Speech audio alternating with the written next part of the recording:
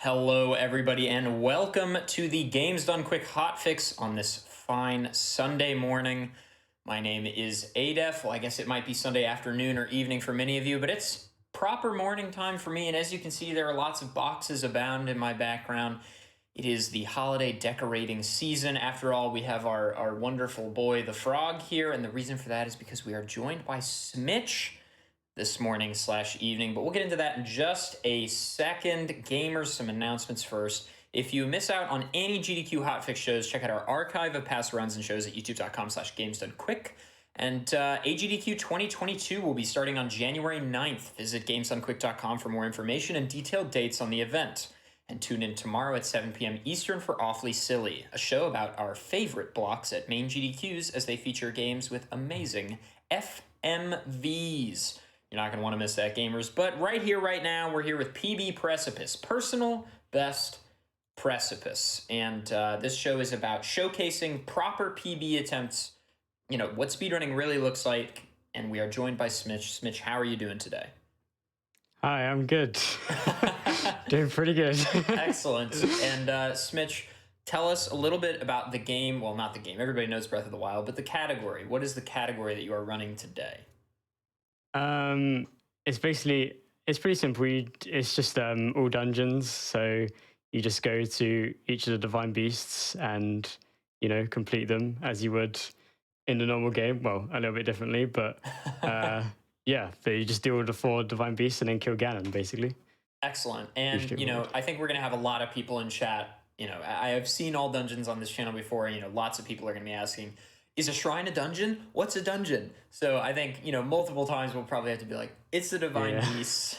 But we'll get it covered there. And Smitch, my next question is, Breath of the Wild has actually seen a lot of action over the past couple of months. A lot of new developments and the introduction of a trick called Bliss, or BLSS. Can you tell me a little bit about that?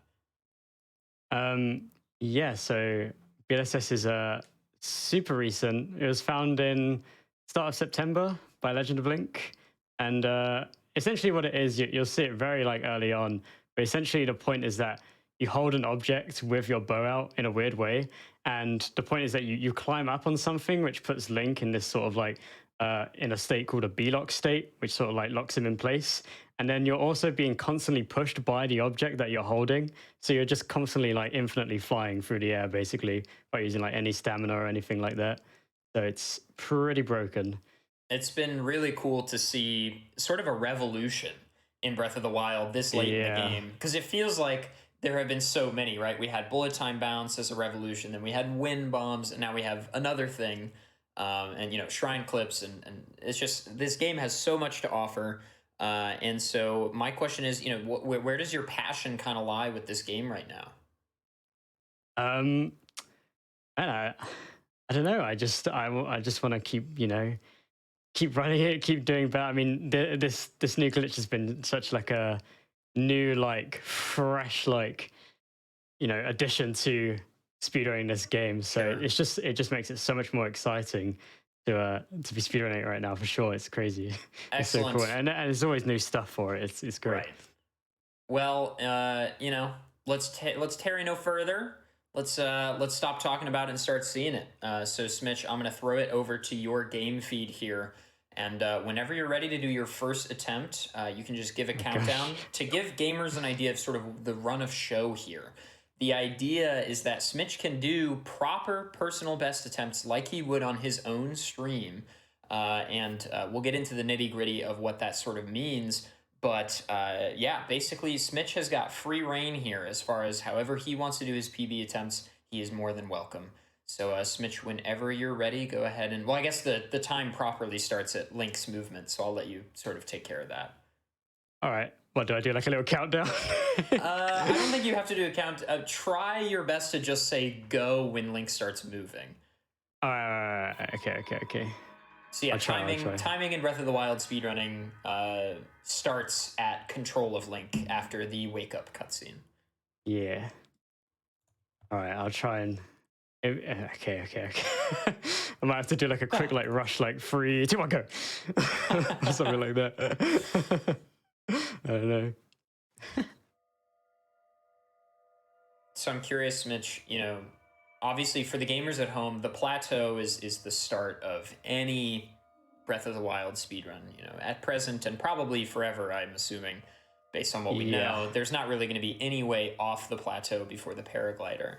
And so I'd love to hear about, there has been, for the first time in literal years, a switch to the route for the plateau. And I know you said that you're going to do it. Yeah. This is really recent. This new plateau route. It's oh wait, hold on. Here comes the countdown. All right, ready? 3, 2, 1, go. That was pretty good. That's pretty good. Yeah. So this is like a really recent, like, sort of, I guess, discovery. I don't know.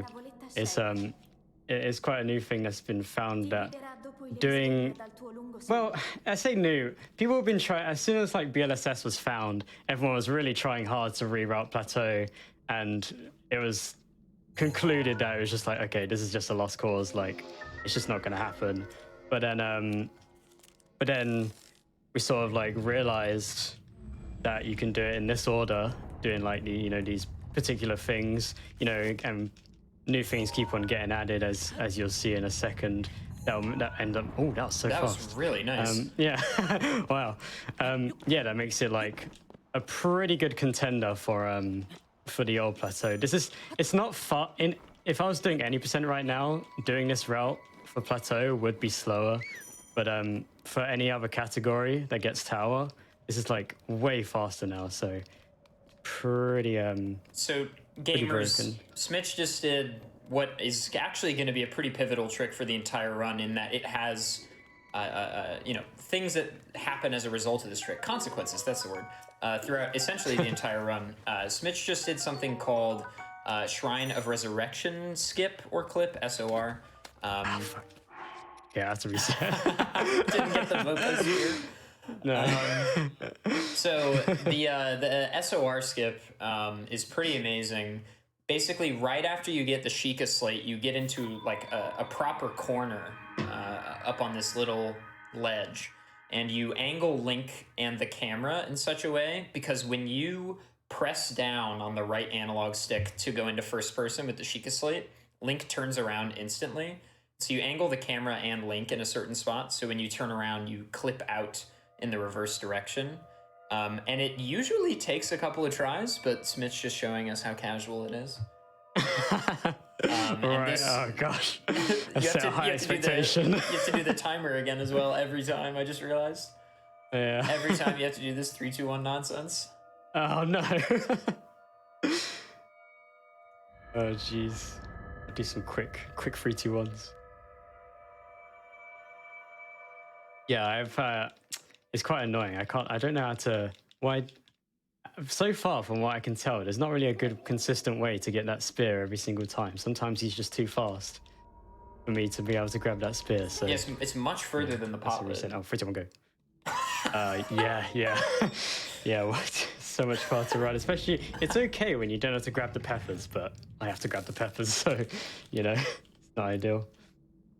So yeah, here we have SOR skip again, and this trick has a lot of long-term ramifications on the plateau, especially since Smitch is never going to activate the tower early. Like you would go out of here and you would immediately do the tower, but Smitch is not going to raise the tower right away. And so as a direct result of this, Smitch is going to have to clip into every individual shrine, because actually this is one of the changes with the new route. Actually, this is really cool. Are you doing tower in between two of them? Yeah, so you do tower in the plateau now with this new route. It's pretty crazy. So now you don't have to do any more clips. You can just wait. You have to do a bomb shrine clip, but that's all you have to do now. So it saved a lot of time by not having to do that. So we'll see bombs clip, but that's it for this route. So yeah, pretty cool.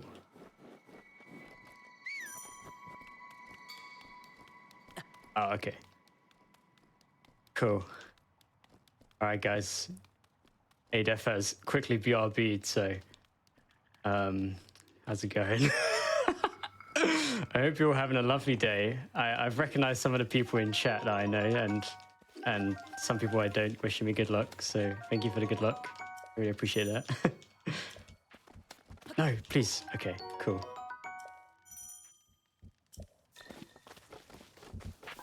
Really don't want him to grab that spear. You got the spear. Okay, so yeah, I got it. Nice job. Success.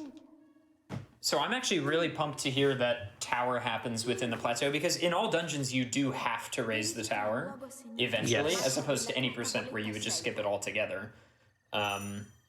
Because you don't have to enter any shrines or divine beasts or anything in any percent. But Yeah, exactly. in all dungeons you do have to do those things.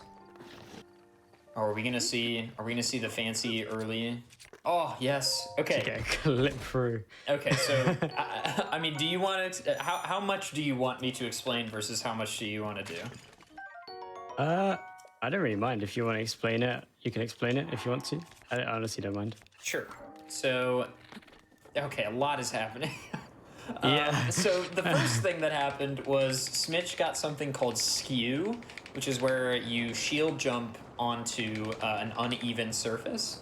And this gives Link some funky properties when you shield jump in midair and unequip your shield. Wow, okay, I have to explain so much. So then, Smitch used this property to clip through the Temple of Time wall, because otherwise you have to walk all the way around. Then Smitch did the BLSS trick we talked about in the interview, where he gets his bow into this thing called bow smuggling, where he's holding his bow, but he's not really, and then he picks up an item, and the item pushes him in midair. Boom, great. Then Smitch did something called throw item canceling, where he doesn't take fall damage by unequipping and re-equipping an item with the quick menu when falling. And then Smitch used the same skew a second time to do a shrine clip into the bomb shrine. Good God, wow, this is so dynamic in the first 2 minutes. That was really now. good. No, that was really good. That was brilliant. There's so I would much. not have been able to explain it that fast. There's so much stuff in the first like 3 minutes now. Yeah, seriously, that's true. And then I assume you're wind bombing here. Yes. Okay, this is kind of the other staple bread and butter Breath of the Wild thing. So first what Smitch did is he used his shield to get rid of his skew, because he did not want to wind bomb with skew, because that makes it kind of funky. And then Smitch did a wind bomb, which is where you place your 2 bombs in midair in a certain order and position in order to get one of the bombs to blow the other one, into Link before any of the explosions hit him. And this sort of collision while in bullet time gives Link a bunch of speed. And I guess you're done shield clipping for now? Yeah. That's so sick. There is some shield clipping later to get into Koga, but otherwise, Is it really not shield slow? No. Oh, wait, but you can just BLSS. I was thinking like the old man is going to catch you at the bottom of the tower, but I guess... Oh, yeah. You can just BLSS off the tower. Well, we don't BLSS off the tower, but yeah, basically, yeah, if you get far enough away, it doesn't even go near you, so pretty cool. You'll see some a wacky wind bomb from the tower to get down to Magnesis. I'm looking forward to it. Oh yeah, so the estimate in the bottom right, by the way, gamers, typically on a GDQ stream you'd see an estimate like 2 hours flat or something as a generous estimate, but the estimate is Smitch's actual PB. So the idea is that if he comes in under 136.47, it is a personal best.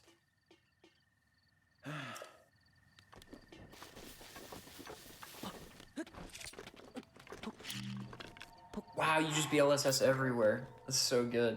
Oh god, what was that? Oh my gosh, that was really weird. I don't know why that happened. That was strange. I wonder if you're interested in you. Easily deal.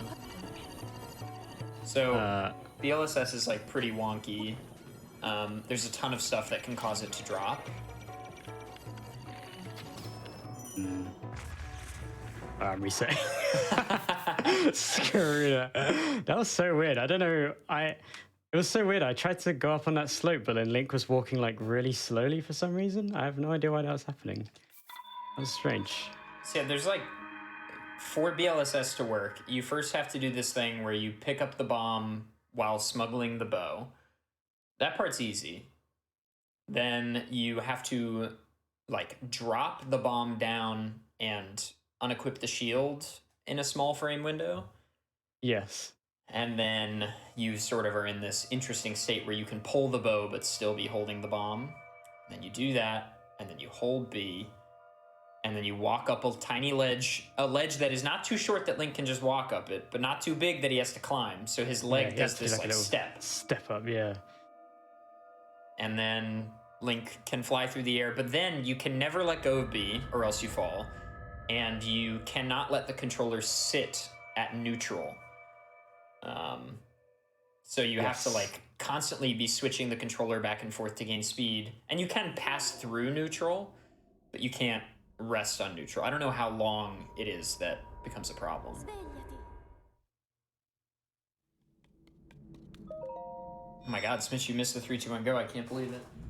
Oh yeah, 3, 2, 1, go.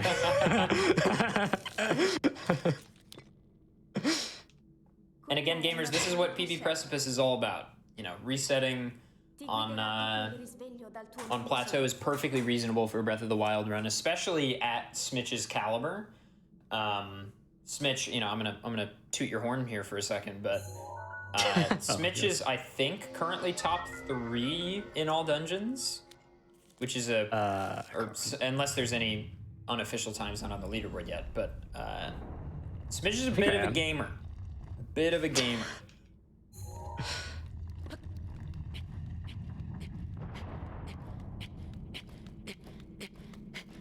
I don't know about that. Maybe a little bit of a gamer. A little bit. A little bit. I game occasionally. Oh, well, yeah. So another, you know, consequence of Shrine of Resurrection skip is that you never have the cutscene in front of the Shrine of Resurrection where Link walks out and sees the beautiful expanse of Hyrule. And a result of that is that time of day is never set. So it is constantly 5:40 a.m. 5:15. 5:15, that's what it is. Which is actually like legitimately really nice. It just so happens to be a really nice time where like weather. First of all, it's never gonna rain unless it's an area where it actually rains. And you're never gonna deal with stallblins or anything like that.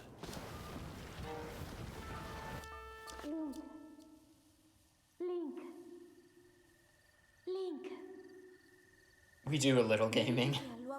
A little bit of gaming. Smitches can have gaming as a treat. Yeah, sometimes. Sometimes I allow myself a little bit of gaming.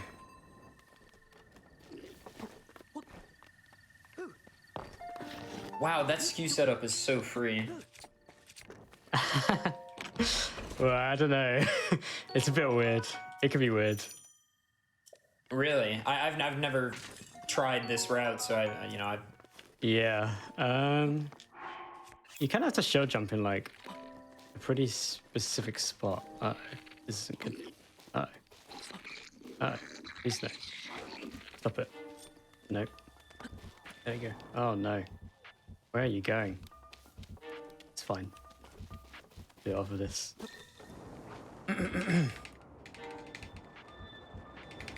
So again, Smith shield clip through the wall, then is using this bliss trick, or BLSS, to fly quickly. Then he does this throw item cancel, and then a shield clip into bombs, and you have to clip back in after clipping OB.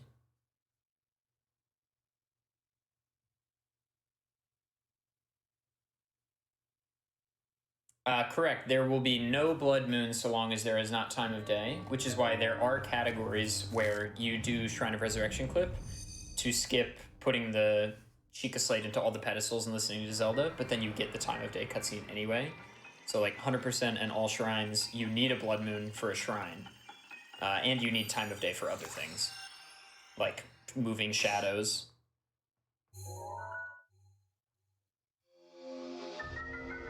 I'll try a game of Wind Bomb for the fans. Oh, yes, yes. Hopefully, okay. I haven't been very good recently. It's not been great. Smitch is going to do rough patch. a harder wind bomb here than the one he did last run.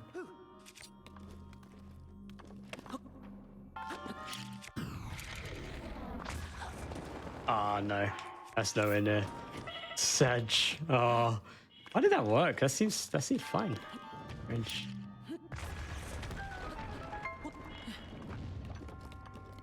Is the plateau route for all dungeons different, or is this the new... So this is the new plateau route, the only difference being in all dungeons you have to raise the tower at some point. Whereas in any percent you would not do that. So in any percent you literally BLSS from the bomb shrine over to Magnesis, but Smitch is going to take a pit stop. But Bombs First is definitely the new plateau route for sure.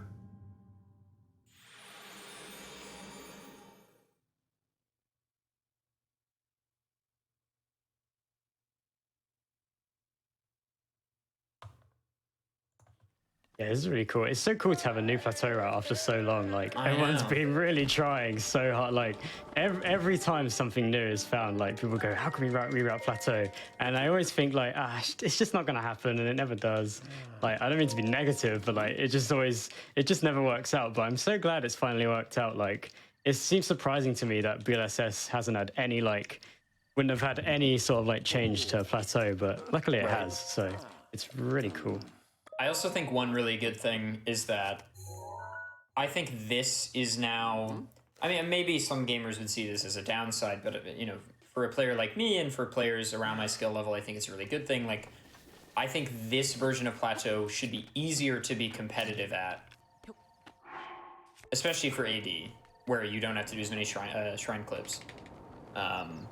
Should be easier to be competitive at this than the older Plateau, which in my opinion is harder. Like, more BTBs equals harder every time, in my opinion. Yeah, it's just like... Because you don't really need to learn, like, BLSS setups. You just do a BLSS, like... Right. Like, you just find, you know, the spot to step up, and then, yeah, and then you just do it. So, really, it's really good. Well, because also what's good is, like, even though it's slightly slower for any percent, it's still good for any percent. So if you did want to do it in that category, you still can, and you would be able to get like really competitive times. So, and I guess if you're consistently losing a ton of time to, like, say, Stasis Shrine Clip, yeah, you know, no longer have to do that in these categories. Well, you would still have to do it in any percent, then you can't get a tower in that, but still, only need to learn bombs, which isn't that bad of a clip. Of all of them, that's probably the better one. I think Bombs is probably... The only thing Bombs has is, like, you have to learn 2 things, but the clip back in is really easy.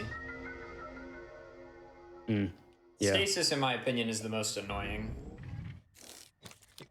Yeah, Stasis is definitely the worst. It feels so inconsistent. It definitely is. I'm not sure why, because, like, everyone else, all the other ones are, like, okay, but... Uh-oh. I'm fine. Oh, no, not fine. That's okay. I kind of messed that up a bit, but it's okay. Oh, smart. I just have to do a small bit of running. Smart. Okay, so gamers are probably going to be like, you didn't have the paraglider. How did you not fall and die? There's this thing in this game where if you fall a certain distance, after a while, the game does this thing where Link just, like, stands up. And it's great. And then he did a fall damage cancel after that, which is so smart. So I assume you did a hype bomb on purpose, obviously. I was meant to, but I didn't because it's meant to go more towards the shrine, but I just I messed it up. I was meant to, like, place the square bomb after, like, a quarter of stamina had gone by, but I just thought, ooh, wind bomb time, and then just did it as fast as I can. Whoops. It's okay, as long as I didn't die. It's kind of weird because now this is the new plateau. I think of mistakes as, like, really significant, but, like, this is, like, pretty much the same amount of time loss as I would have had if I'd have missed a BTB in the other route. It's really weird to like, it's kind of hard to change my mindset around that. It's strange. That makes sense. Are you gonna do the wind bomb in Magnesis? Oh, I'm not.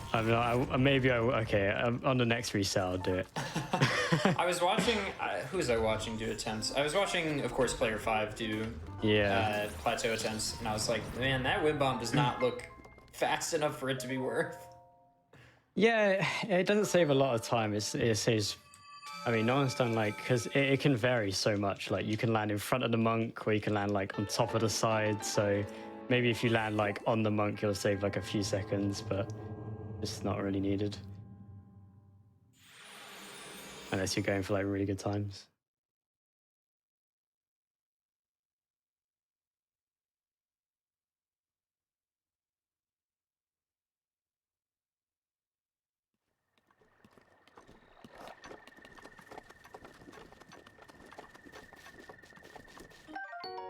Get some food. Some food. Definitely need it.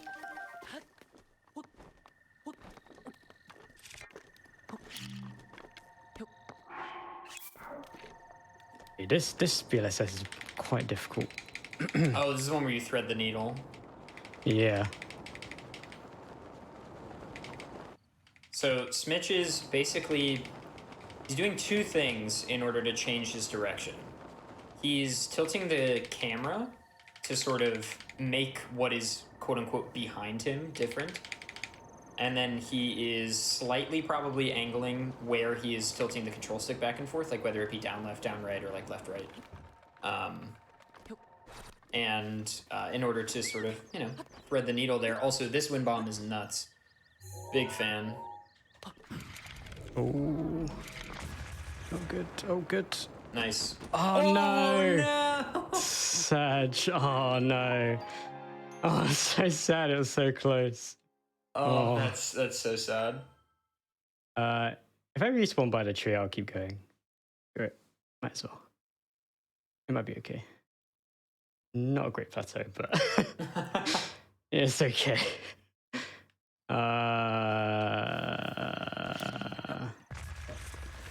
Oops.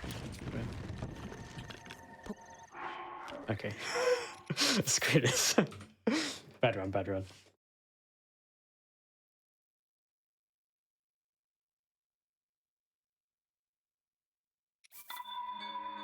Bad run, bad run.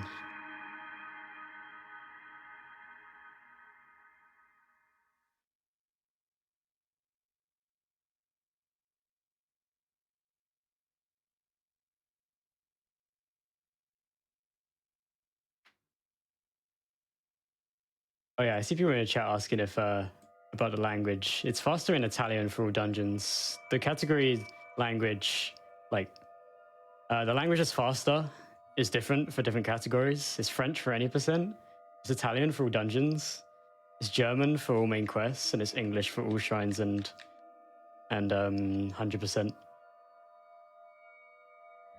So it could be a little confusing. It's quite a frequent question I often get, where people ask like, "Oh, why is it not in French?" Usually 80% in French, but yeah, it changes because you have different cutscenes. Like in all dungeons, you have a cutscene that AMQ wouldn't have, and all shrines and 100% has different cutscenes as well, like Eventide and stuff.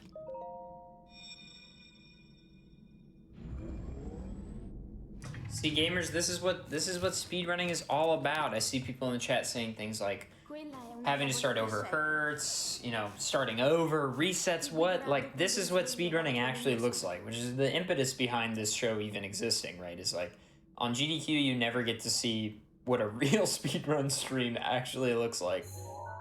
This is it. Just like grinding to get the time you know you can get.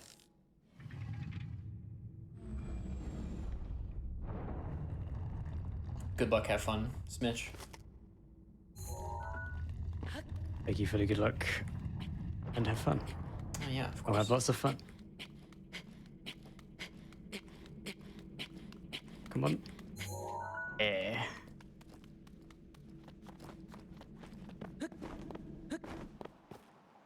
Anyway, what you been up to, Adef? You been up to anything nice tonight?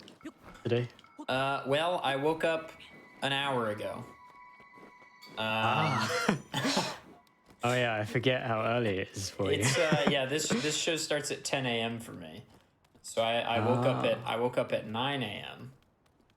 and then I drove. My internet is still borked at my place, so I drove over to my friend's place, which is where my setup is. Yeah. To host this program. Oh, cool. Wow, you got the early one there. Yeah, I know. I don't know why the other Boca didn't go for it. That's very strange.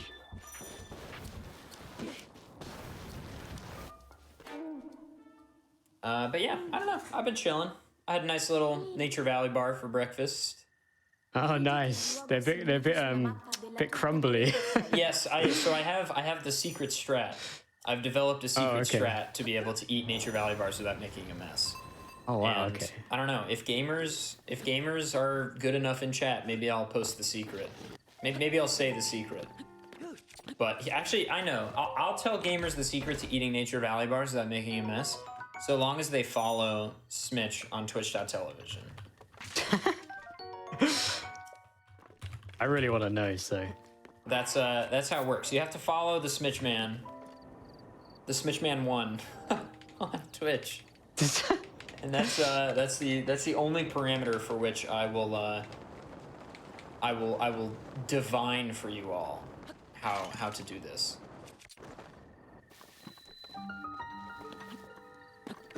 Divine for us all. Wow, what a word. What a word. Eat it over the bin. No. It's a more sophisticated technique. Uh-huh. Sure, buddy. No. Wow. We all know your secret. This person says, bro, there's no secret. You just break off the bar in the wrapper. No, that's not the technique either. That's pretty smart. That's got to be the technique. There are two techniques. I'll tell you the curse technique and the technique that I actually use. Okay, go on. Well, people have to follow you, so I'm giving them time. Oh yeah, sure. I'm giving them time to do that. All right, yeah, give them time, yeah. Just blend. Yeah, blend the Nature Valley bar. I'm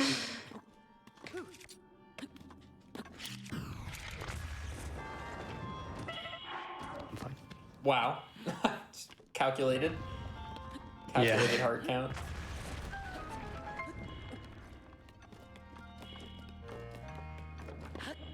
All right, once you've followed Smitch on Twitch, oh, that rhymes. Once you followed Smitch on Twitch, post an emoticon in the chat room that you like to signify that you have done so, and that's going to be our roll call.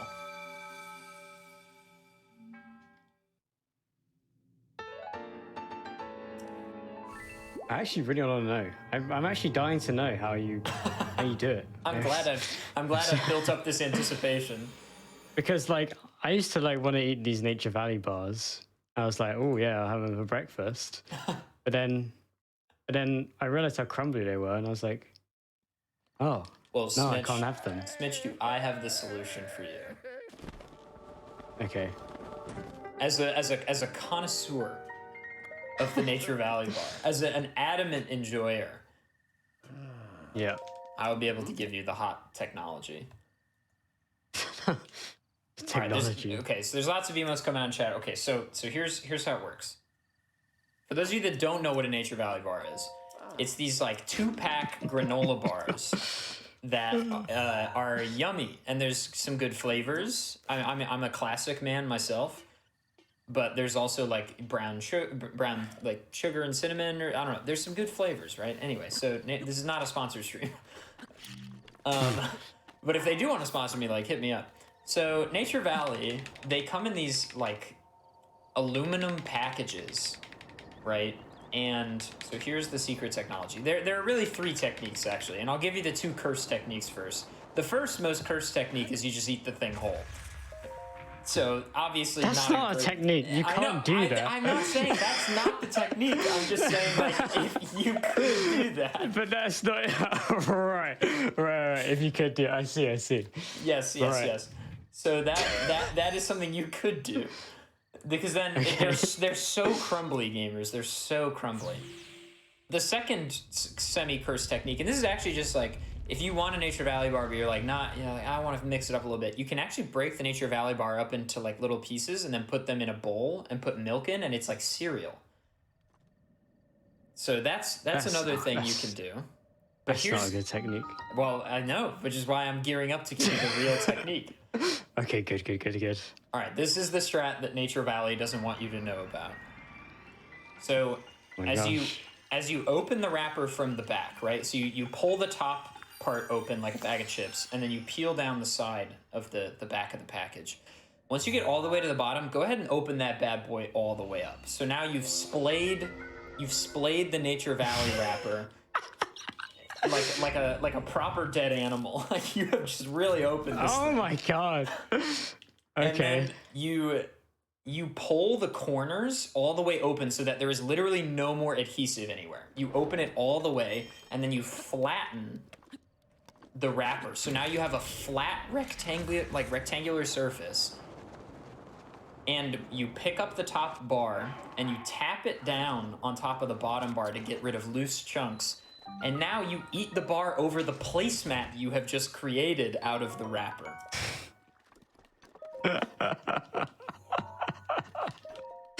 That's ridiculous. That's the technique. That's the technique. I mean, I guess that works. It's like having like a plate, I guess. Plates for your Nature Valley bar. And like, you don't have to take every bite leaning over the little placemat or whatever. Like, you can take a bite and then just take, as the bar is like starting to crumble after you bite, you just move it on top of the wrapper.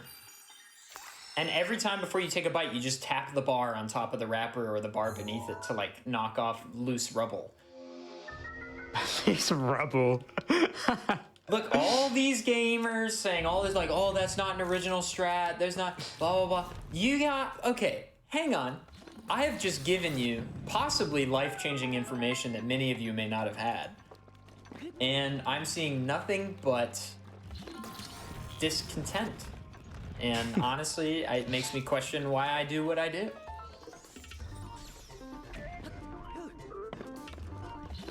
It's not worth it in the end, is it? I like the bin idea.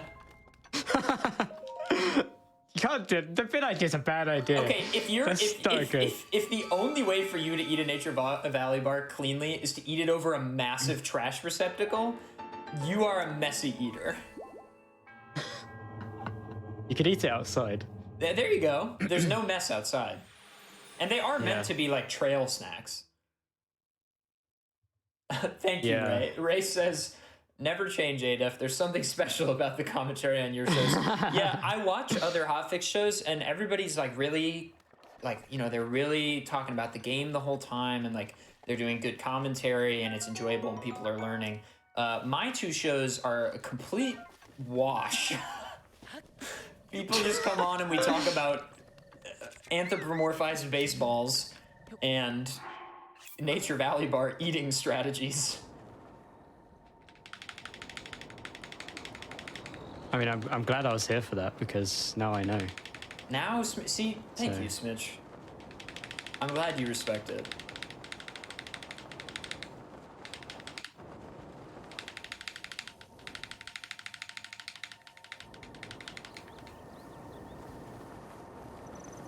Okay. God, there's so many obstacles in the way of this. It's so hard. And also, like, Smitch is making it look easy, but BLSSing up a hill also is not free. When Link, like, touches the surface, it doesn't always work. That's fine. Nice. Very nice. Anthropomorphized what now? Oh, have we not talked about Martin Baseball yet? We'll wait. We just talked about nothing for quite some time. We'll talk Nothing. That's everything to me. That's... Wow. Yes, Martin Baseball, the CEO of baseball, who is canonically my uncle. Oh God, here we go. Yeah. All right. It didn't take long for Martin to come up. On Challenger approaching 4 weeks ago, Fur Dangers and I decided that there's this man, Martin Baseball, who is my uncle, who is an anthropomorphized baseball. Well, not even really. He's just a baseball. And he can't talk, but he's present wherever baseball is played. And he is the CEO of baseball. Oh, of course. He's like that guy in Castaway, the football. I forgot his name. Martin or Wilson. something. Wilson, yeah, that's the one. Wilson. Not exactly. Right. So he's just a baseball. He's just a baseball. And he's just, he's a baseball. I don't know what to tell you. And he's the unofficial mascot of the ADEF shows. Oh, of course. That makes sense. Makes sense to me. Good. I'm glad. Anyway, Martin. So, No, this is actually going quite well today. This plateau. I was doing a lot of practice for this yesterday, and it was just simply not going well at all. Did I forget the hammer? No. Okay, good. That's a close one. So Smitch is now going to do something called it's kind of a stasis launch, but he's not really like jumping off of it exactly. But it is stasis ride. Yeah, good. So it's just a fun way to get up the hill quickly. That's not a glitch or anything. That's just fancy use of game mechanics. And I'm going to shut up now for this.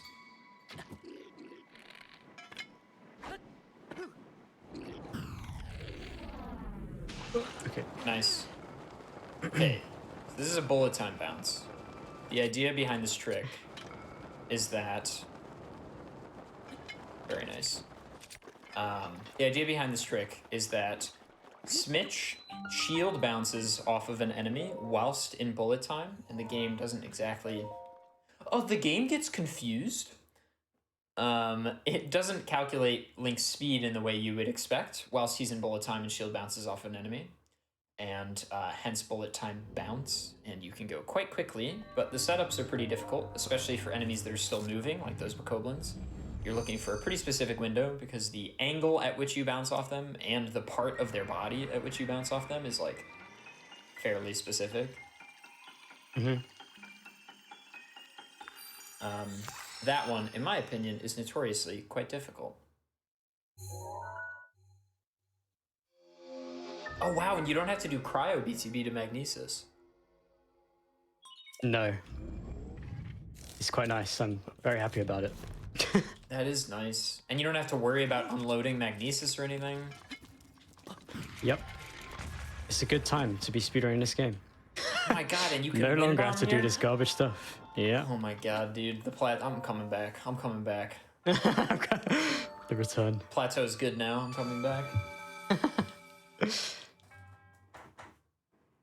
Yeah, I mean, it is good now. It is, yeah, it's really nice now, actually. The only annoying part is the first split, but once you pass that, it's pretty much mostly fine. So it's actually really nice. If you're thinking of speedrunning Breath of the Wild, do it. Yeah. It's worth it. I would agree. Like, I started running any percent in early 2020. And I haven't been doing very serious attempts at anything. I learned any percent just for the 3D Zelda challenge, but then I went on to all dungeons, and now I just do like more casual stuff. But it is a really fun game, and there's just more cool movement tech comes out every year. Yeah. And I can't recommend it enough. Supportive community, cool speedruns. Go to speedrun.com/BOTW and join the Discord from there if you're interested.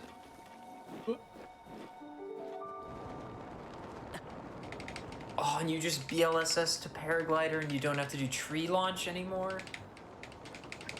Yeah. Yeah, I'm coming back. I'm definitely coming back.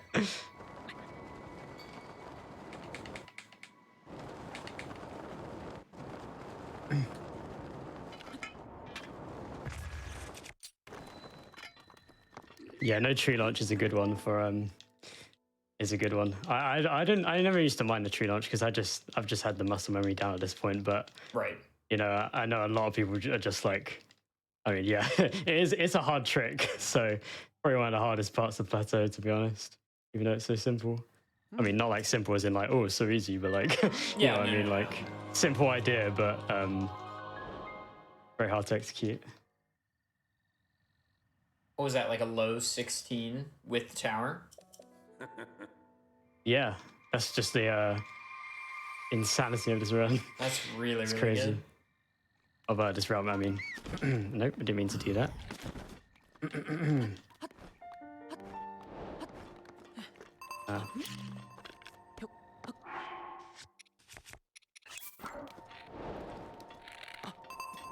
Nice.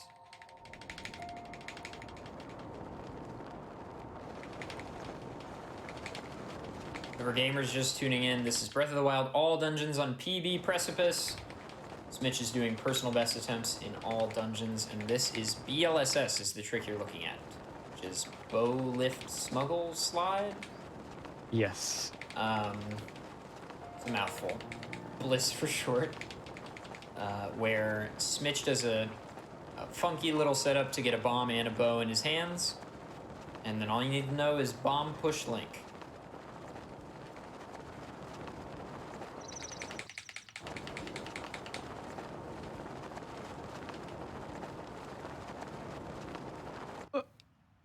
Please. Okay. I ideal, was but so it's worried okay. you were gonna bonk on that. Oh no. Okay, it's fine. This is a roller coaster, Smitch. Okay. I didn't really want to land here, but it's fine. I don't want it to be a bit closer. Give me the peppers. So Smitch is collecting money and items to sell throughout this run because he's eventually going to have to buy the Gerudo clothes and also probably some Flamebreaker armor. Yes.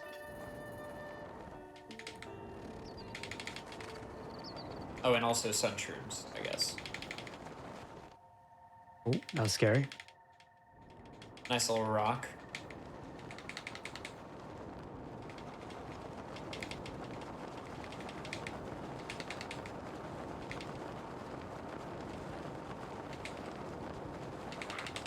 No. So yeah, like, if it isn't obvious based on how Smitch's effort noises, BLSS is like really wacky, and there's so much like on the fly nonsense going on.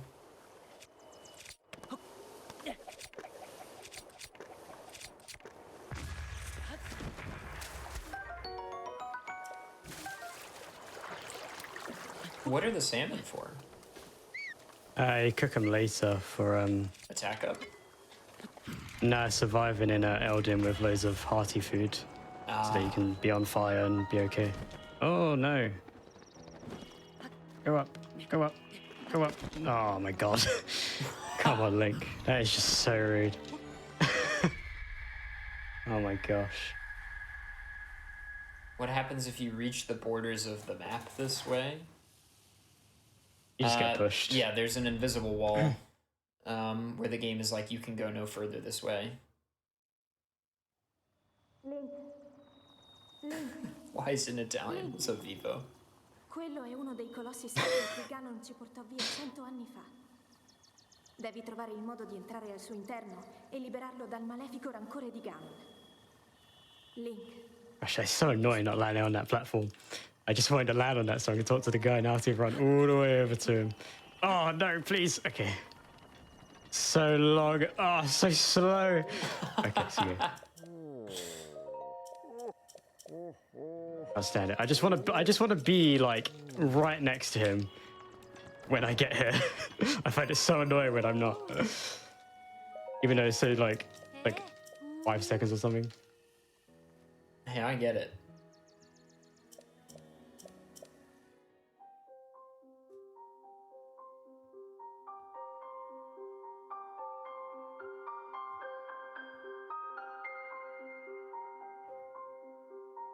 What's your favorite Divine Beast to play in the speedrun, Smash? Probably Rudania.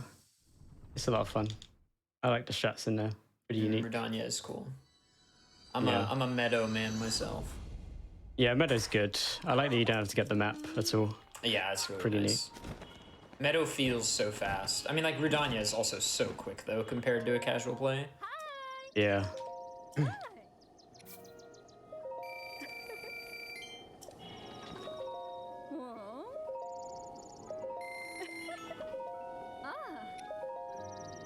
So Smitch buys 2 Sunshrooms, and then using 3 peppers and 2 Sunshrooms, Smitch is able to create double cold food, which is good.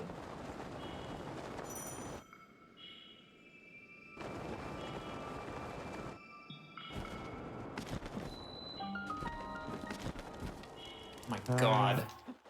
It's so close on the heat timer. The cold timer. Did you get the super there? Yeah, I did, yeah. Nice. Okay, so Smitch did a super launch there, which is where he induces lag by looking at something with a lot of textures and you know, environment. Polygons in there, Yeah, polygons, thank you. That's the word I was looking for. And then sort of refreshes the rune menu or an item menu to just induce lag, and then double pauses. And in unpause, Smitch is attempting to pull the paraglider during what's quote-unquote called like the lag frame, which is where the game is actively lagging.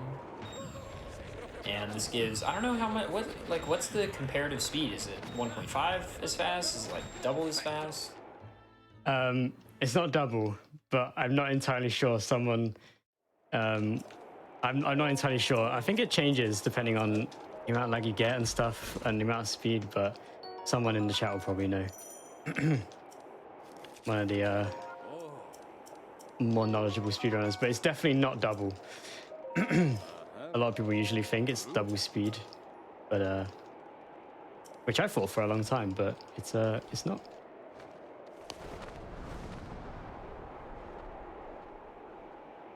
There you go, 1.5 times. That's the one. Thank you. I knew someone would know.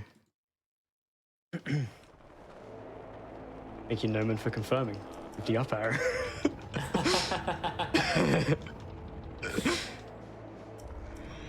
I know this too. Up arrow.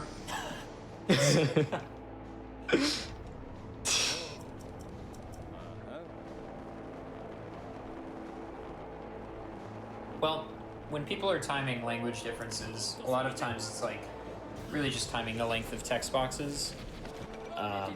Or that's all it ever is. And then like length of cutscenes. Also, gamer win bombs within the Va Meadow attack is so good.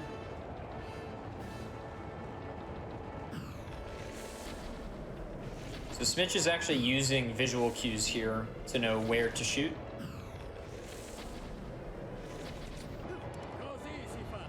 That's risky. I shouldn't do that. Very nice.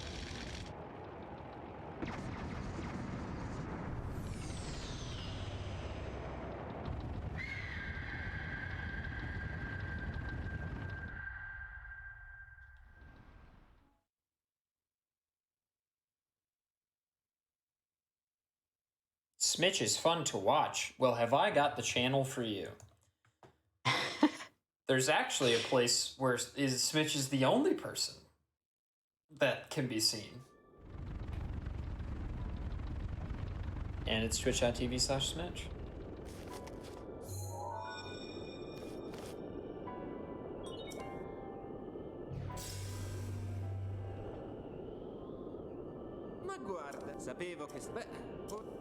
So what other runs have you done on this, on PB Precipice? Have you done SMO? Because I assume Dangers was there, or is it Galaxy? So PB Precipice is actually relatively new. I run another GDQ show called Challenger Approaching that is actually coming up on its year anniversary, but PB Precipice has only had 2 or 3 shows. Oh, cool. We've had Dangers did Super Mario Galaxy in like our first unofficial show.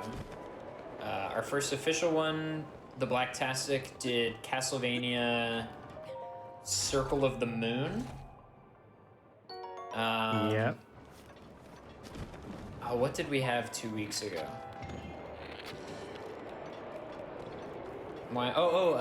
Samu did, Samurai Man did Metroid Dread 2 weeks ago. Oh, cool.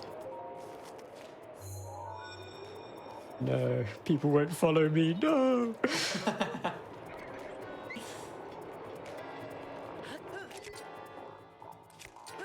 Oh, nice. That was clean. Nice. Okay, so that was, and you're gonna have to explain ESC because I'm worthless at ESC. So go right ahead.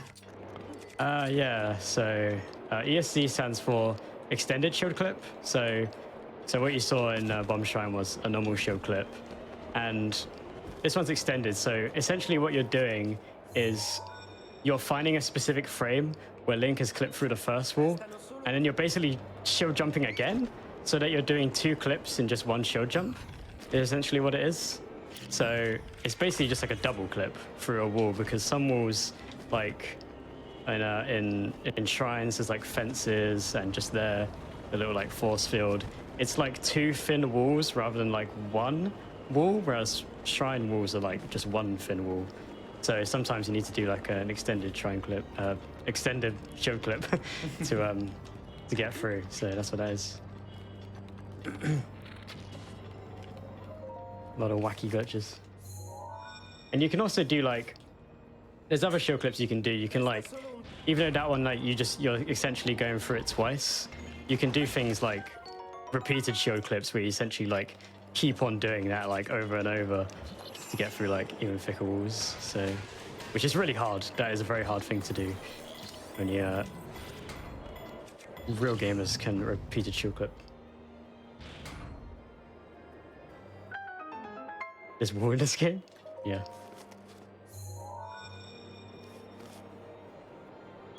Did not know you can clip through that. Yeah, there's a lot of things you can clip through in this game. You can, in all shrines and hundo, things like that, you can clip through things like mountains. There's like one particular clip where you clip through a mountain to get into the shrine that's sort of beneath the ground. There's actually a lot of places where you can clip in this game.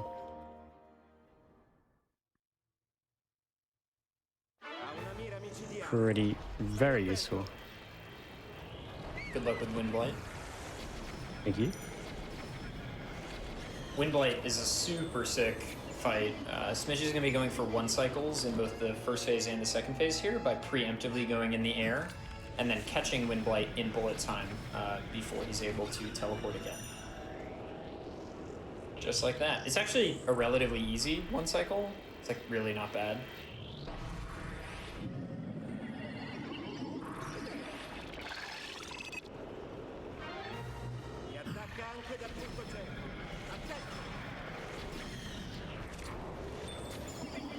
Also, already being in the air is super fast. Really nice fight. That was very fast. Cool. Yeah, nice.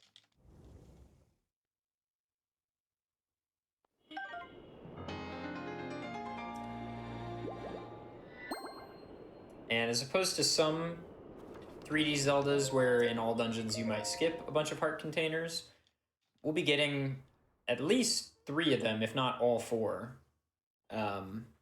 in this category. First of all, because the heart appears directly in front of you, so it doesn't lose very much time, but also having more hearts is generally good, because wind bombs claim a heart every time, and there's also weather to deal with. There's cold and heat, so wind bomb or heart containers are good.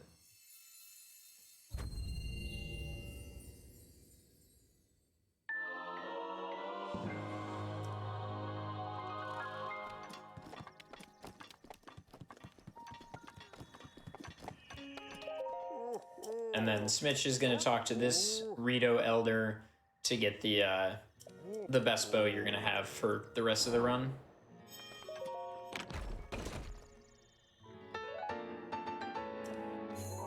Yeah, now we're going to good old Cronus. Is this live commentary? No, Smitch is this is pre-recorded. I'm just assuming somebody's going to ask if this is live commentary at this exact moment. Yes, this is live. Toxic commentator, to be honest.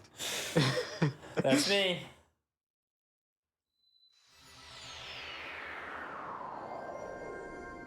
All right, Bings. Chill. Oh my god, what am I doing? Ah, no. This man attempting BLSS with the stasis rune.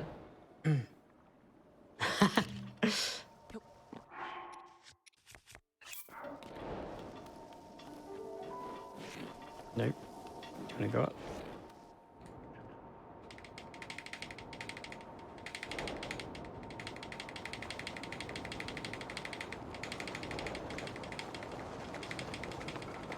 So then after Gerudo Town, what's the fastest way up to the Yiga? No! That is sad. Oh no, I think that's a rip.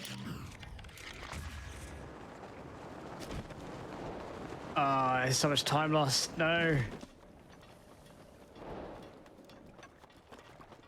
Oh, do I keep going? I don't know. I don't think that's a really good idea. I don't think I would really get a very good time if I kept going. I think I'm going to murder it.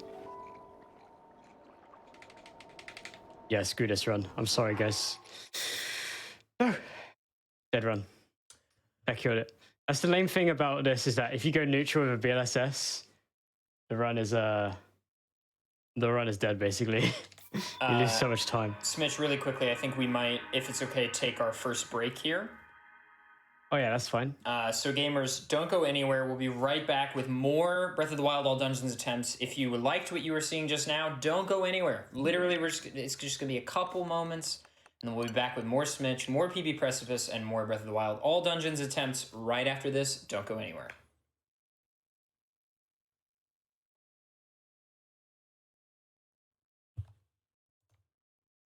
Hello, everyone, and welcome back to the Games Done Quick Hotfix. This is PB Precipice, the show that's all about showcasing real personal best attempts from runners at the top of their game.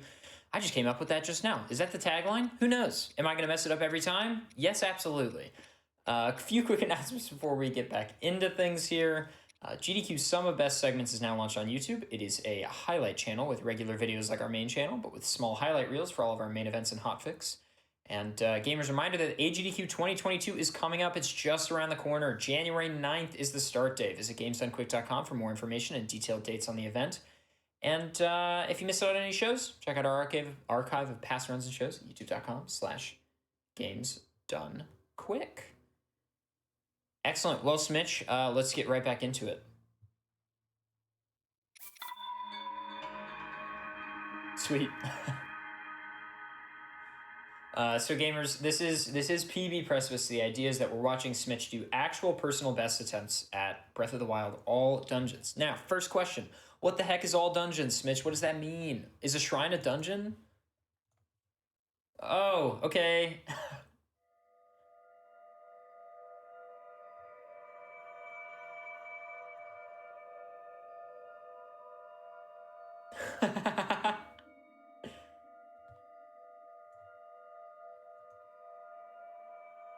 Oh god, oh I'm sorry.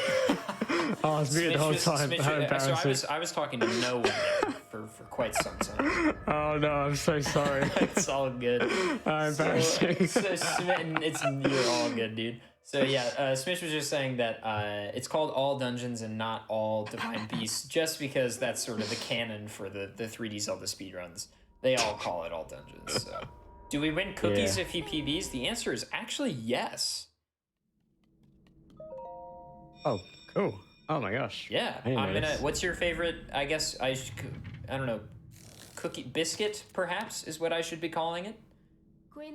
I don't know. It depends what you're talking about. If you're talking about a chocolate chip cookie, then that would be considered a cookie, and I would be down to have those. But yeah, everything else is a biscuit. It depends what you're what you're looking to give up. I don't know. Complexities of British. The complexities of British. Oh, I think the most startling. I watch a lot of British television because I love panel shows with all my heart. Oh, nice. I love a panel show. And I'm constantly hearing words and I'm like, what are they talking about? And then they show the object they're talking about. And I was like, oh my God. So I gotta know. Like what? What would you call the objects that you hit with a bowling ball? Pins? Wait, did you just call them pins? Yeah. Okay, that's normal. I was watching, I think, Taskmaster, Oh yeah. and they call bowling pins, what do they call them? Mints or something? Mints? Okay, Hang that's on. just weird. Hang on, I'm pulling up the tech right now. Mints. Skittles. Skittles. Skittles. I think I might have heard that before. Skittles. I think I've heard people call it that, yeah. But I have never... I think I used to call it that when I was really young, when I used to go bowling. But I think my parents might call them that. I don't know. I'm not sure, but I definitely call them pins now. I wouldn't call them Skittles. Regardless, that deeply upset me. Yeah, that is weird. Skittles. I can't believe I think I did used to say that. Oh gosh, I'm disgusted by myself. Where did that even come from? Skittles. I don't know. Weird.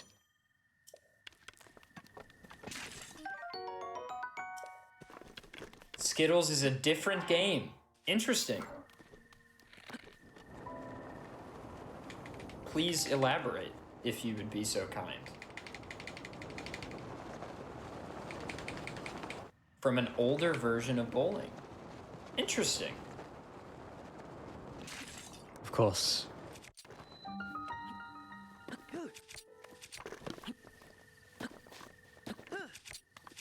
I love that the skew you get at Temple of Time is still good enough. Yeah, it's actually really useful. It's quite nice. It's a bit weird. I don't know. Sometimes it's strange. It never really works first try. I gotta figure out how to do it properly.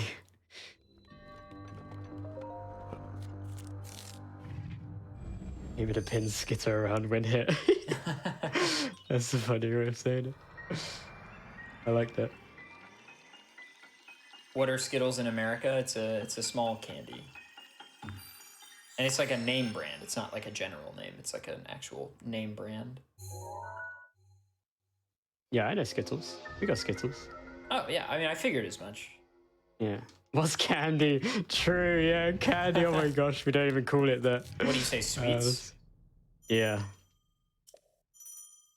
Sweets.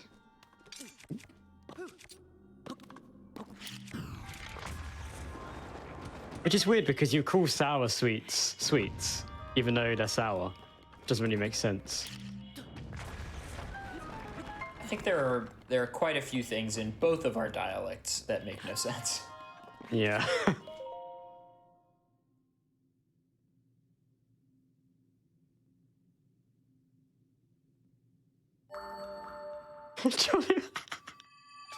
Yeah. I haven't been bowling in ages. I really like I'm bowling. very good at it. I feel like I'm not great at it either, but I think it's a very fun thing to do with friends, I think. Yeah, I think so. It's a good one. It's also Of like all the there's sports, it's the best. Oh. Bowling is top tier sport. Yeah. I think like Hardly have to put any effort in. you don't have to put much Nice. effort. There's a lot of downtime in between. And so Yeah. like there's a lot Have of a time drink. to, have a drink, talk with people, eat something. It's really fun. I think the last time I went bowling was right before the pandemic. Like December 2019. Oh. And I wasn't exactly pumped to go bowling during the pandemic. Oh yeah, because yeah. I can't wait to touch this thing everyone else is touching. Oh god. Oh gross. Yeah. Ooh. COVID ball. COVID ball. Why are chips completely different things in the US and the UK? I don't know. I understand calling what we call chips crisps. Like I get that. That does not bother me. but like a French fry is a French fry. Those aren't chips. But they are, though. Okay. I'm sold. I'm afraid you're wrong. I'm sold. I genuinely do like chips being called crisps, though. That does not bother me at all. Like that. Yeah, they're crisps. I mean, that makes sense. They're crisp. Crisps. They're crisp potatoes. To be fair, I even sometimes I call chips fries. So like for McDonald's, I would usually about 70% of the time, I reckon, I would say McDonald's fries. Depends.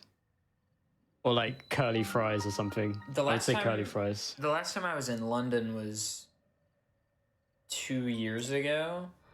So I don't really remember. I definitely went to a fast food place one night at like 4 in the morning in the theater district. Oh no.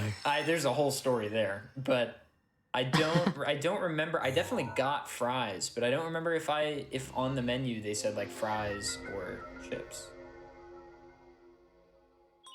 Yeah, I don't know.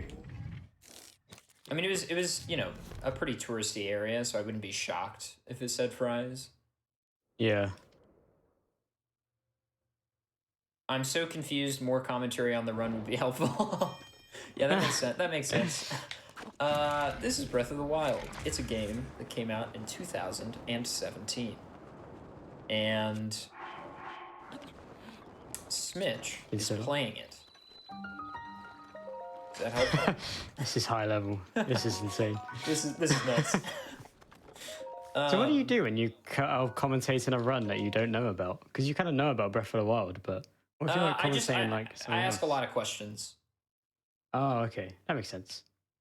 Because, I mean, it's a good question, right? Like, how do I don't know. I was sort of try to, like, add flavor text where I can about, like, if something looks really cool, I'd be like, oh, that looks really cool. Like, how does that work?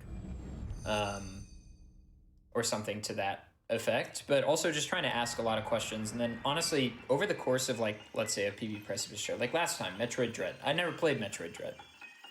Mm-hmm. But it's a 3-hour show. And by hour 2, like, you got a pretty good idea of what's going on.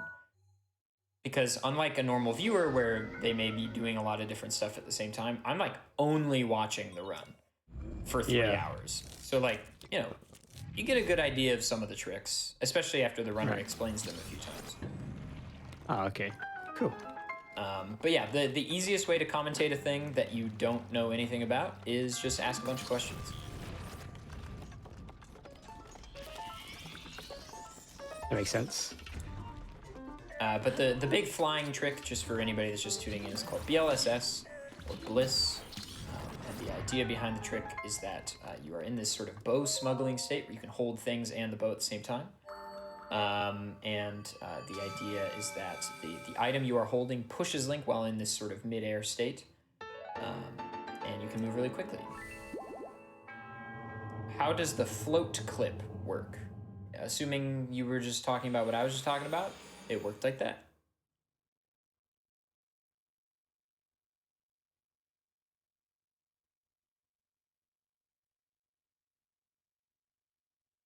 And the wind bomb thing where the bomb blows up another bomb into Link works like how I just said.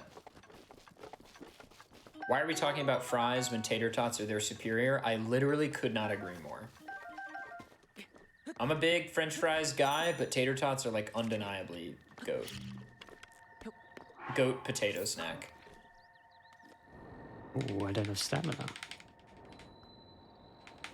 I don't think I've ever seen a Bliss without stamina. Same. I guess there's no reason why it wouldn't work, though. No.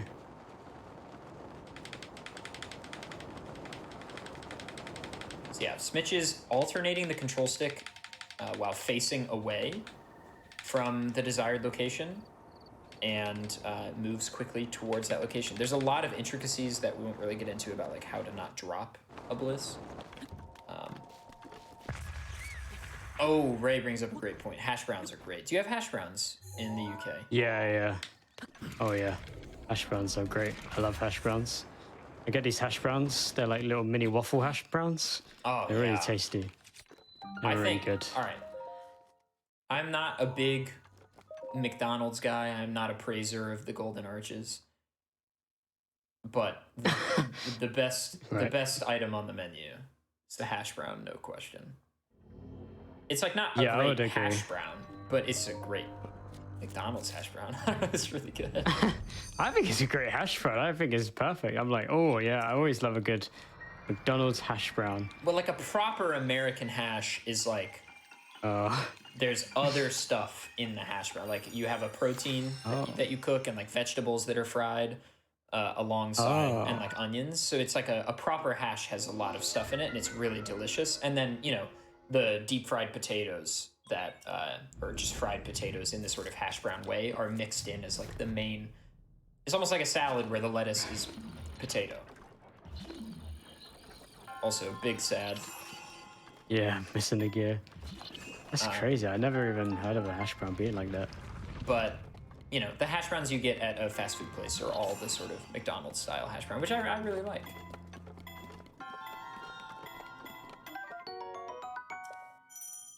I think it's a mesh. I like the McDonald's Skittles. We talking about bowling pins?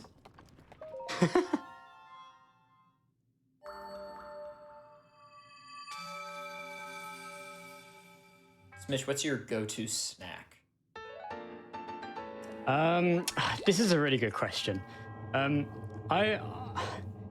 It's annoying because my favorite snacks are the most expensive ones. Like M&Ms, it's like £1.50. I don't want to be paying that for a snack. Like, it's just so much money for a snack. And then also another snack I like. I mean, M&Ms probably top tier. I quite like M&Ms, but the other one I like is barbecue sauce Pringles. And the major problem with that is that one, is expensive. It's like £3 per tube, which is not worth it. And also, it makes me so thirsty, like for days. And it is like, it's hard. Yeah, for days, it's horrible. I don't like it.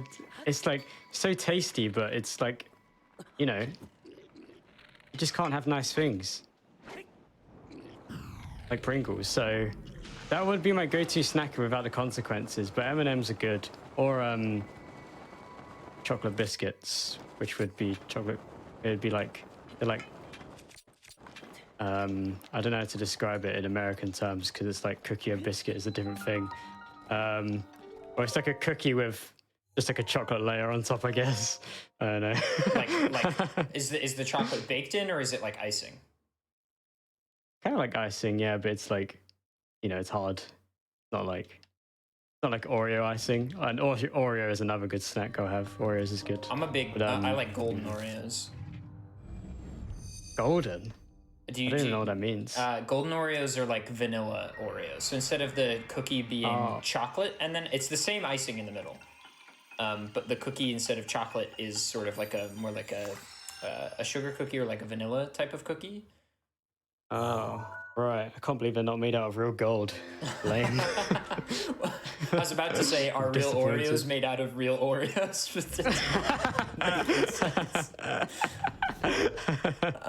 The trick that Smitch did to get over to the Cryona Shrine is called bullet time bounce. Also, the game is in Italian because it's faster. Also, big poggers popping over the backsplash into the monk. Yeah, that was nice. Thank you, Fireheart. You get me. I appreciate that.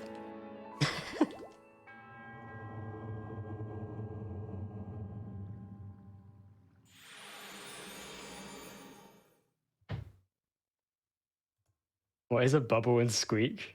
Yeah, what? Bubble and squeak. That's like leftover Christmas food, isn't it? I think that's what it is.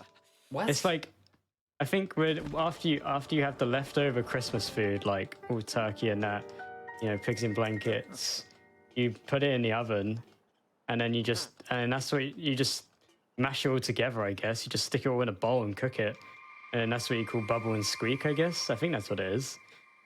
It's a weird name for. Okay. One thing I don't know why it's called that. One thing I do have to like. There are a few things that I think the Brits say a better version. We say Merry Christmas, but I really like Happy Christmas. Oh, I like Mary. Really? Okay, let's swap. Wait, Italian is faster than Japanese for this game? Yes. Japanese is faster for no categories in this game. Also, I love the Italian explode text. Bum. Oh yeah, boom.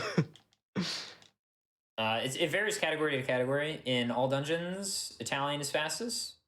In any percent, it's French. Yep. And then in 100%, you play your native language because you have to read a lot. That's true, actually. Well, yeah.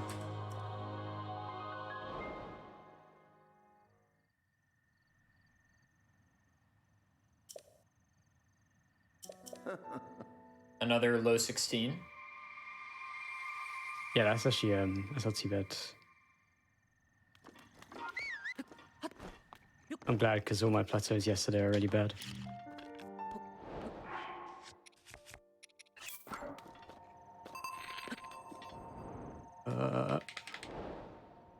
So when you're aiming the bow up like that, are you also holding B while you're aiming?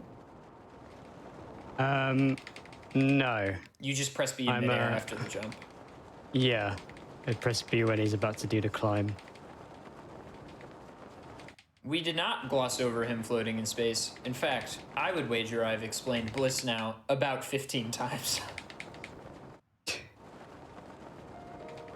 But I'll do it again. Bomb push link. I can explain it for you if you want. Go right ahead, Switch. Okay. Yeah. So if you don't know, if you just joined, essentially what you're doing is you're doing something called a bow smuggle, where you can hold the bow and the bomb at the same time. And then what you're doing is you're stepping up onto something and putting Link in a state called a B-lock state, where he's essentially locked in place. But because you're holding an object, he'll be constantly pushed by the object. So you're basically just constantly flying through the air, and then you wiggle back and forth to gain speed, basically. So this is essentially how it works. No worries. I was styling on you for no reason. He's toxic. He's so toxic. I've never so met such a toxic commentator. I'm so toxic. Call me Britney Spears, because LOL, I'm toxic.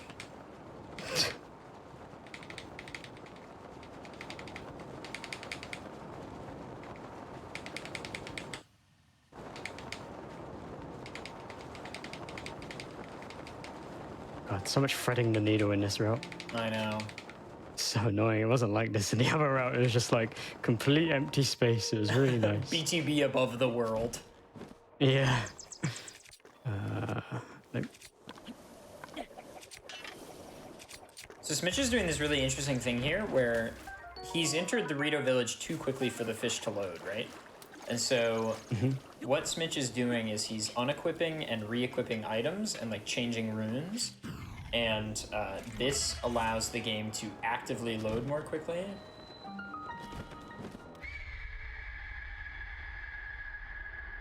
It's used pretty frequently in any percent, especially when you're like at areas way too quickly, like Hyrule. Does a little wiggle make it faster? Yeah, it does. You gain speed every time when you wiggle. You got to be careful though, because if you go too fast with a BLSS, the game essentially like stops you and makes it like forces you to slow down. This game has a thing for not letting you go too fast, which is really annoying, but it's how it is, I guess. I guess it's weird. I don't know. I guess it's good because it'd be annoying if you went too fast and the game couldn't load things fast enough and then your game crashed mid-run.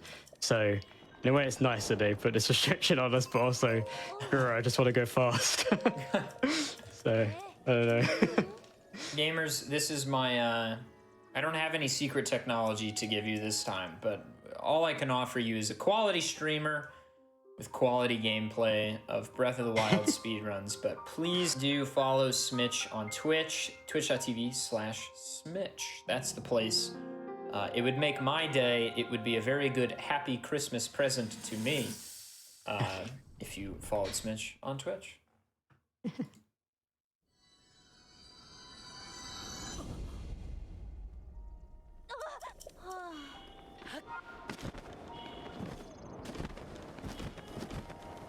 Ooh.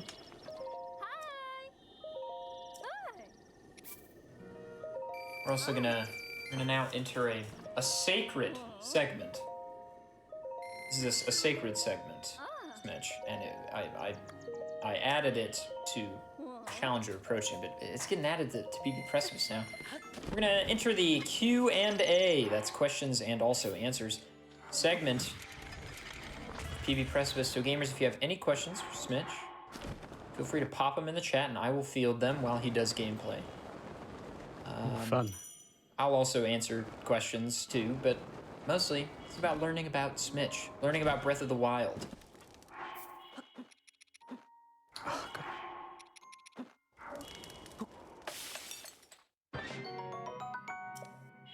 I thought you accidentally cooked with only one sunshroom there. I was horrified. Oh yeah, I almost did.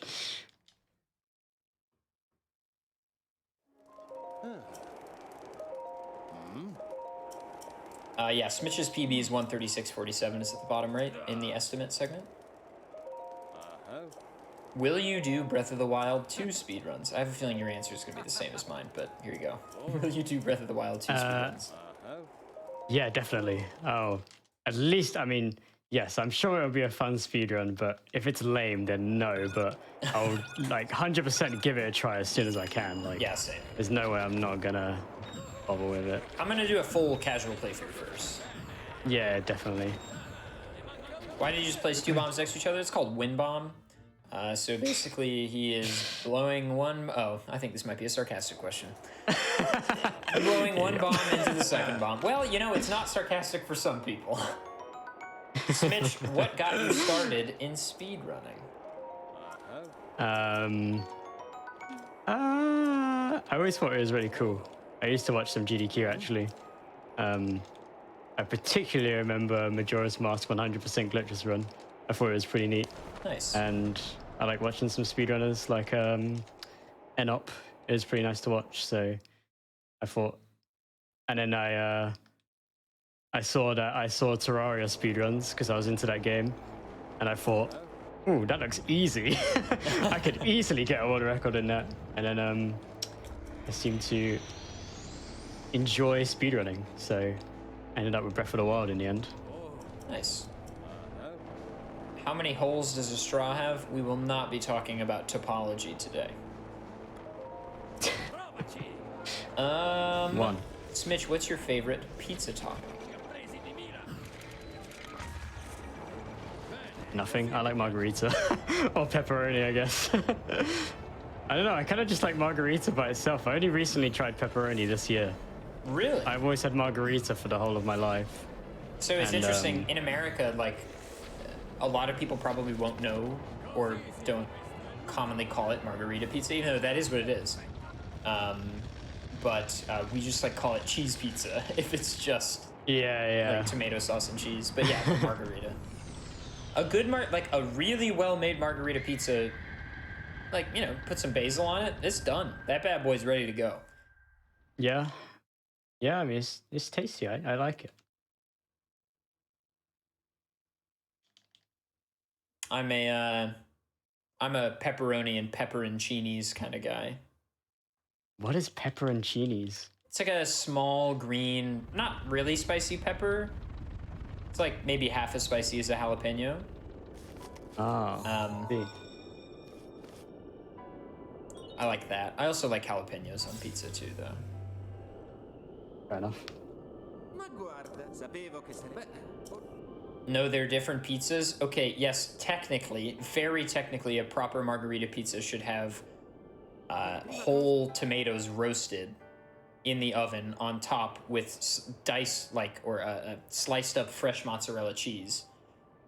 into like patties almost of mozzarella with basil. Yes, that is a proper margarita, whereas a quote unquote cheese pizza in America is lathered tomato sauce with just like chopped up mozzarella or like fake mozzarella. Yeah, absolutely. That's what an actual cheese pizza is. But for all intents and purposes, it's the same thing.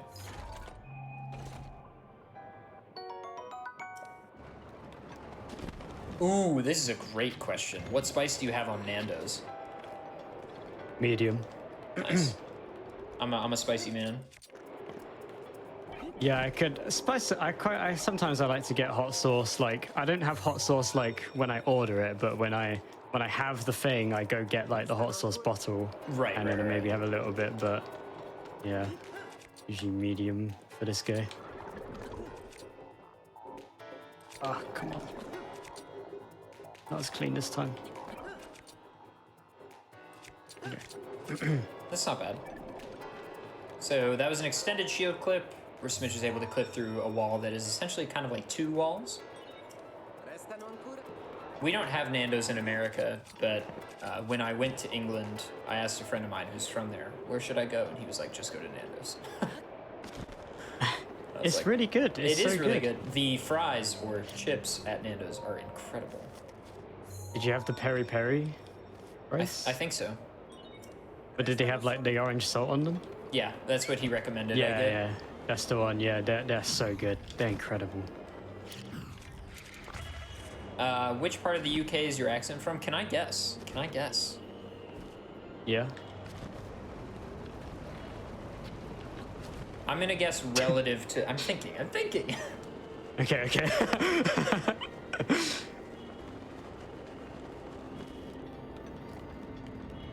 You are not south of London for sure. No, I'm not. I'm not from London, though. No. Not like geographically speaking, you are north of London. Oh, no way! Oh my gosh. Are you actually south of London? Oh, you think I'm a northerner? No, oh my God. I'm not saying you're a northerner. Okay, hang on. I'm not saying you're like a proper northerner. I was thinking like just north. Right, I see. No. I mean, you don't really have like a Brighton accent per se. Well, what is it? What's the answer?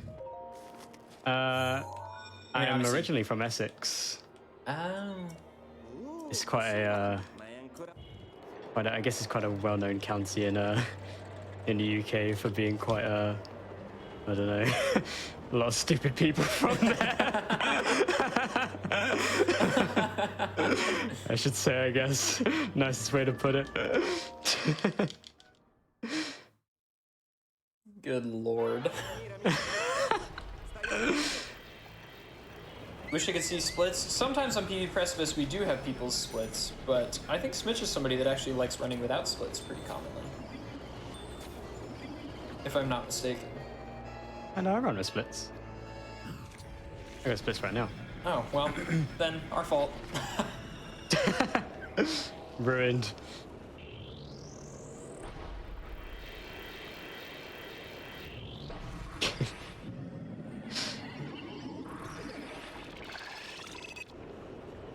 England's Florida. Yeah, kinda. Well, there was a show that came out, and it was quite a popular show. I remember when it came out. It was called Educating Essex, and it was about this particular school in Essex, and it kind of like made it quite known to be like, because it was like they made like Educating like Yorkshire or whatever, but that was like quite a popular one. And then there was this other guy that was like, he became a bit of a celebrity. His name was like Joey Essex or something. Yeah, Joey Essex, and he was just the biggest dumbass like ever. And like it just got that reputation. And it's kind of true, to be honest.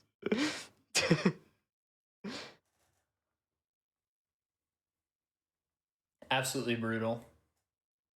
I know. Ruined.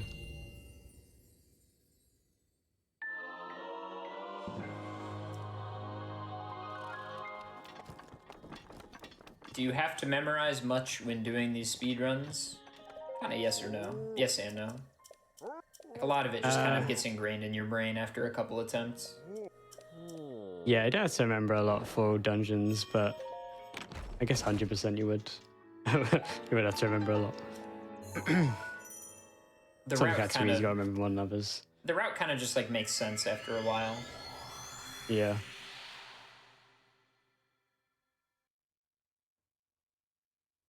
Yeah, good luck with this bliss. Thank you. Hopefully it goes better this time.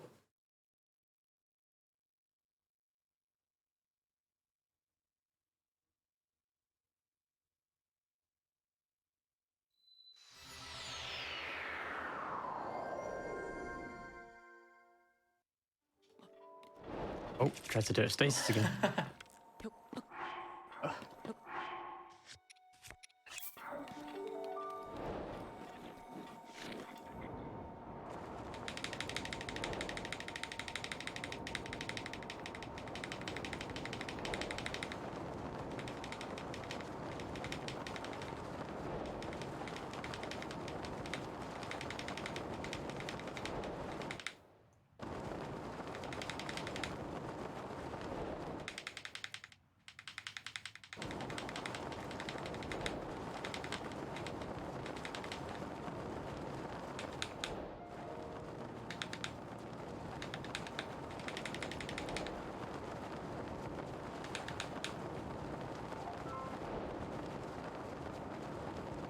Very nice. Cool.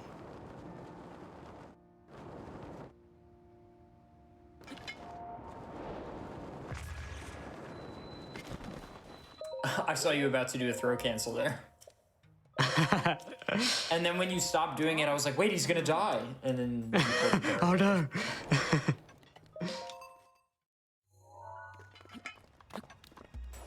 So, like, you'll see here, like, over shorter distances, wind bombs are still generally better. So Smitch is trying to get to the Oasis and is gonna wind bomb instead of doing a bliss, because it just, like, takes longer to set up, and, again, over short... Oh, man. Gosh. Annoying.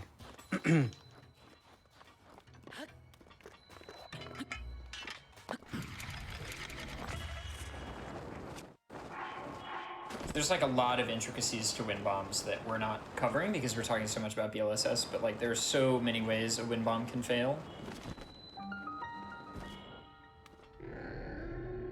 Was that the bombs were too close together?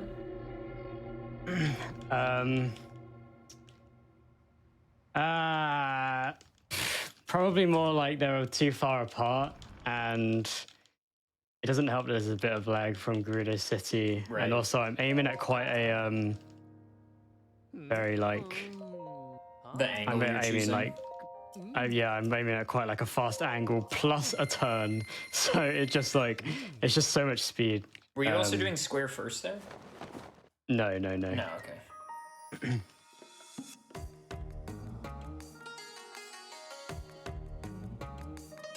This is the biggest purchase of the run.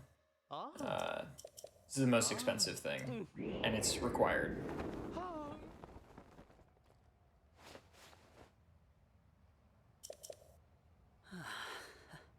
As a speedrunner, do you ever go to enjoy a casual playthrough only to find yourself still doing speedrun skips, tricks, and strats? Yes.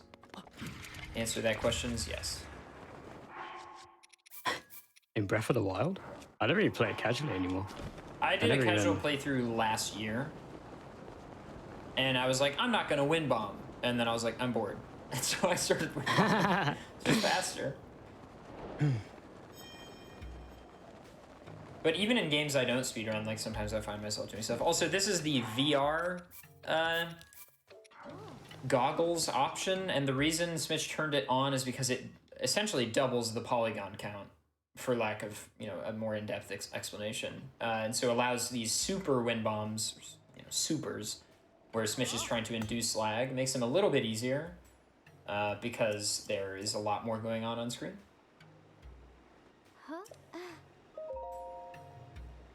Yeah, basically rendering like 2 games at once. 2 Breath of the Wilds. It's just easy lag.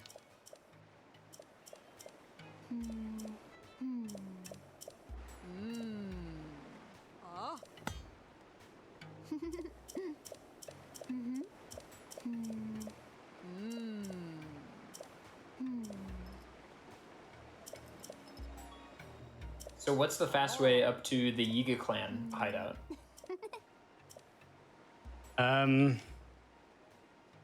Well,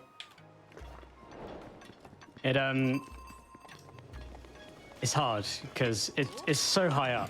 It's very hard to like get a fast way to get there. I mean, I guess the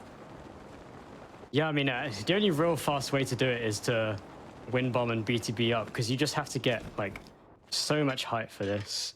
So for this, we used to do it, do a bunch of wind bombs from a shrine, but now we do some wind bombs and a BTB to get there because we don't have that shrine activated, and Cryonis doesn't give enough height.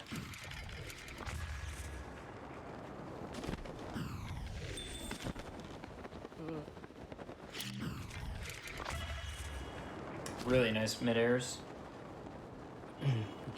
Those mid-air wind bombs that Smitch is doing, where he places the bombs while still in the paraglider, are like quite difficult.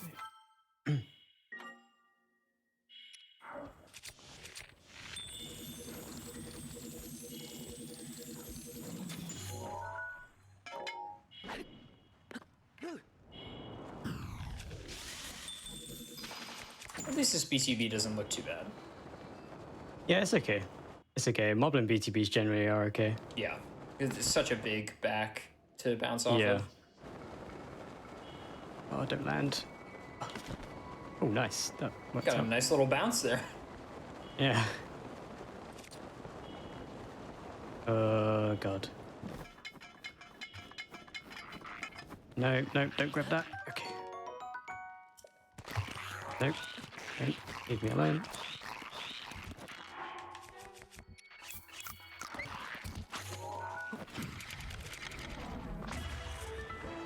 Okay. That was really close. Okay, so Smitch is now going to skip the entirety of the Yiga clan hideout with another shield clip. This one is actually surprisingly so easy. Yeah. It's like dumb how easy this is. And it skips the whole stealth mission.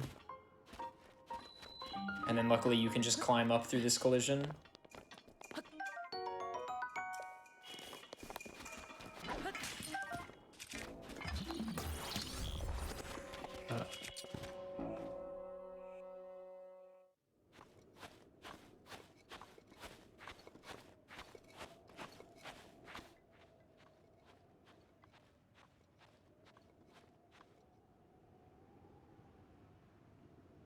And then this fight is pretty free. It's a lot harder with the moblin club. The moblin club makes it really tricky. You have to do some like quite I don't know how to call it, but you just got to make sure you get every single hit in. You can't miss any, and like it's quite hard Due to the stamina of the weapon. Oh, yeah, you gotta. Or the durability, I guess. It breaks during the Koga fight, and it also does less damage. So you have to do like 2 shots with the Great Eagle Bow on each time, and then get the double hits with the Mobbing Club. Quite hard without a good bit of practice. Hopefully it'll be okay. Oh no! Oh no! I ruined it. Ah, lame. I forgot to do a second shot. Okay. Hopefully I get the second phase okay.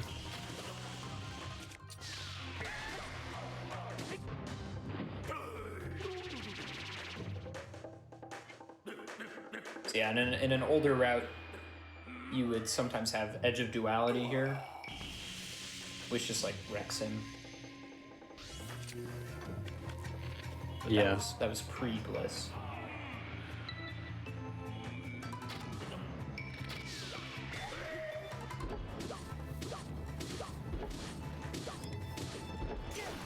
Okay. That second phase is good. Wish you got the first phase, but it's alright.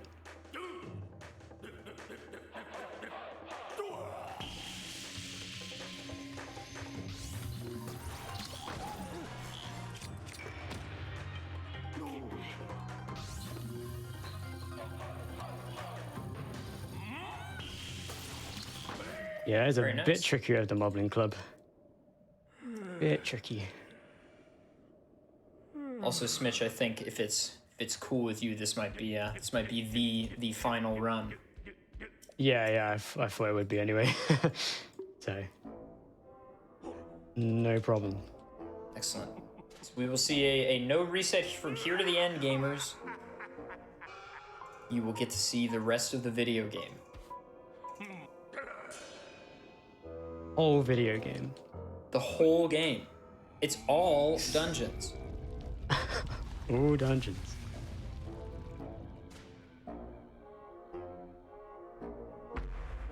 What's your favorite bow type, Snitch? It's a question from the chat. Great Eagle Bow actually looks pretty cool. I quite like it. I like the the Great little Eagle like bow rocks. yeah.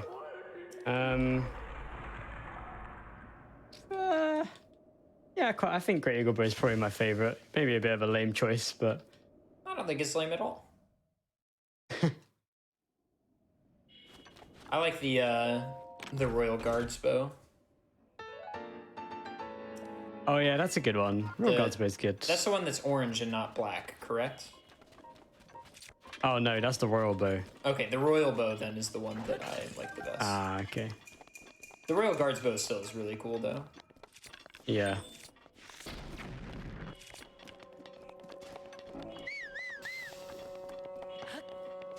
How's the here's a question from the chat. People are asking if this is still PBable, like what your delta looks like right now. Not too sure. Because I haven't done a full run of this route yet. I've only like been doing the first like half, so which is the first half is the changes to this route. So I actually don't know. Can you go down? We're gonna find out together, gamers. It's gonna be a surprise. Yeah, it's going all right though. The Koga thing was unfortunate. But it might still be PBOable, I think, as long as everything goes okay.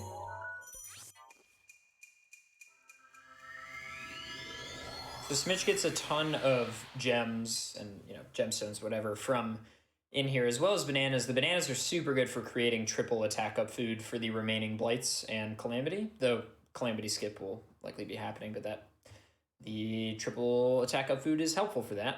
But the gems are to sell in order to buy whatever Smitch needs for the rest of the run. So that includes some Flamebreaker armor, as well as 30 shock arrows, and probably some other fletching of some kind. No, wrong person. Go away. Wait, who are you talking to there? The woman sitting down. No, but you talked to someone else? Oh, is that the old child laying down on the floor? Yeah.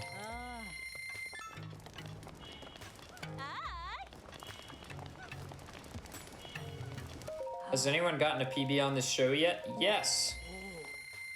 Bobby, the Blacktastic, PB'd in Castlevania Circle of the Moon on this show.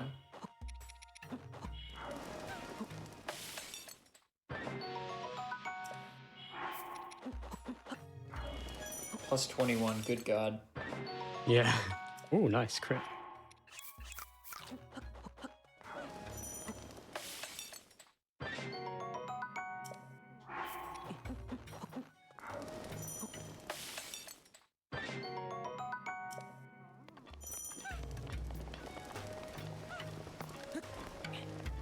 Whoa, that was weird.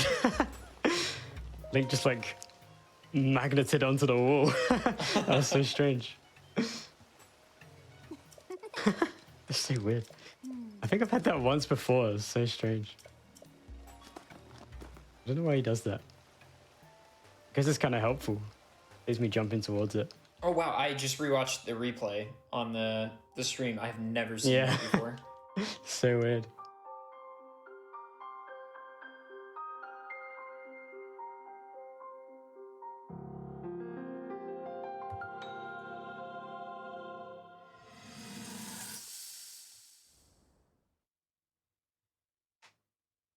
Smitch, what other speedruns have you, like, in the immediate future, are you considering any other runs either of this game or other games?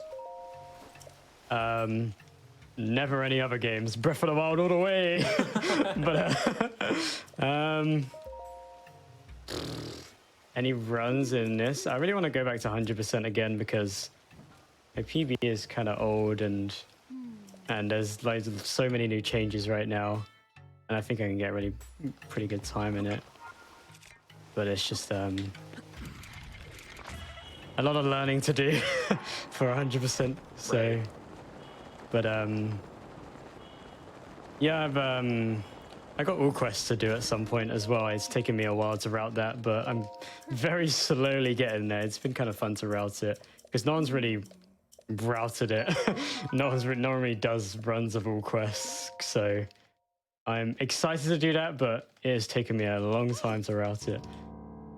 But I mean, I do want to do a lot more dungeons with this new route. It's a lot of fun, like in the new plateau. So that's pretty much what I got going right now. I think one thing that I was really interested in for Hundo to change when Bliss was found was that side quest where you take the thing down Zora's River. Oh yeah, the letter quest. You can just Bliss that now. That is so nice. Like, you don't like. Not only is it like a really nice time save, but like it's so safe. Like, there were so many enemies down that like path that you have to go down. It's just so nice. I haven't done that in a run yet, and I really want to do it. Experience the joy of BLSSing with letter quest.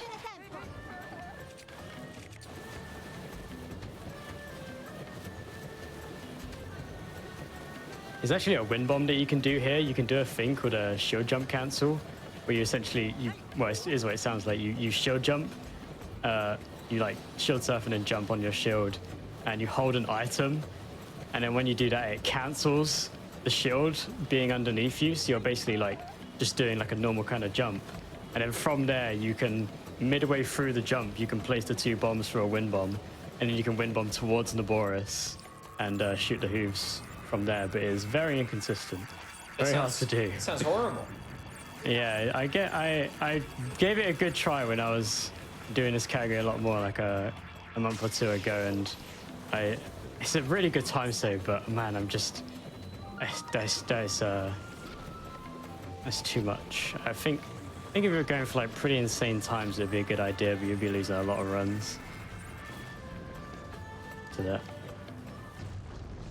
Which I guess when it comes down to it, it's I guess it's kind of what speedrunning is about. Do you know how many hours you have in this game? Could you estimate? It's tough to answer that kind of question because of multiple profiles.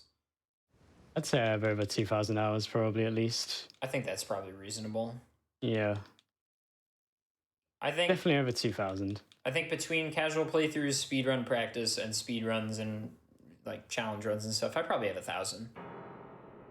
I'm also spread across 2 systems though, because I first got this game on launch on Wii U, and I learned any percent on Wii U, and then I switched to Switch for all dungeons.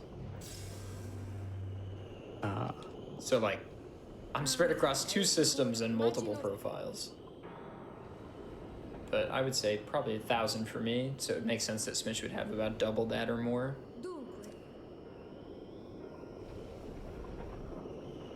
2,000 more guess. Play this game too much, man. No, I like playing this game. I'm surprised I hardly ever, like, I've rarely ever got bored of it. Like, I got a little bit bored of it recently, but after recently playing it again, I've got so much more interested in it again. So, like, it's such a short period of me not being very interested. So, I'm just constantly interested in this game, even though I've played so much. I don't know how this happened.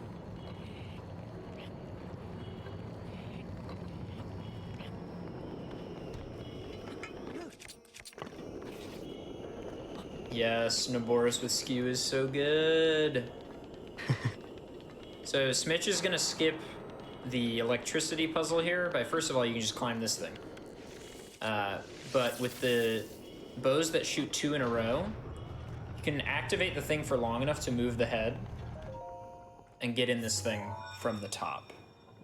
And this skips the entire electricity puzzle thing, which is really nice. And then doubly, you can do this. The wind bomb is optional, but much faster. It's either wind bomb or use your volley scale, basically.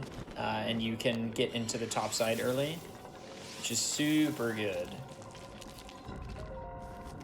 And then my favorite cheeky little skip in this dungeon is Rivali scale over the the like wall in a second here. Oh yeah. Yeah, so this skips getting the 2 orbs. You literally just fly over it.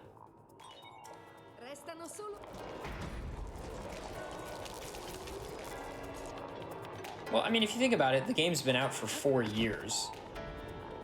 So, like, I don't think it's that unreasonable to have. No! Oh, that's really bad. That is bad. That is unfortunate. Oh, no. Can you wind bomb up there? Yeah. Oh, my scare bomb's still alive. Oh, no. Leave me alone.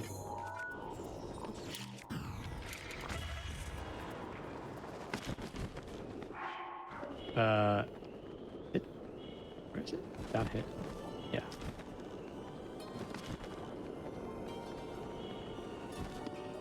Oh. Nice recovery. Yeah, it's unfortunate.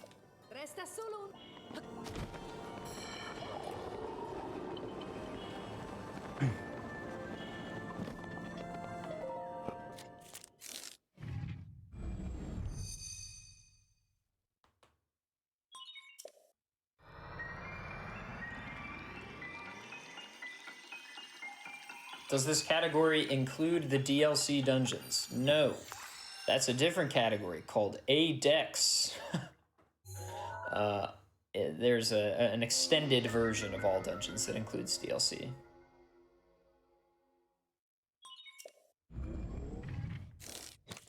Oh, I'm sorry, Tag. Bravo, ora guarda per so che c'è.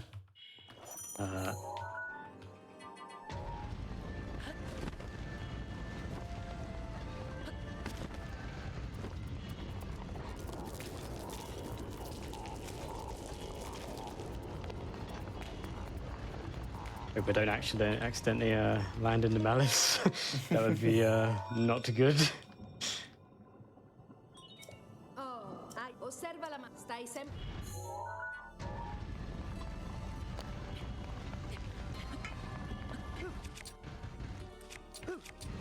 What? I was sure you clipped there. So was I? Oh, well.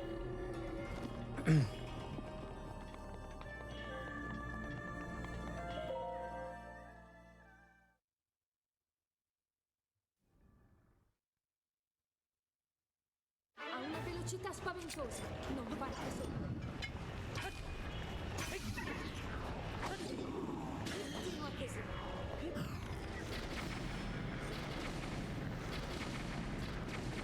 Oh.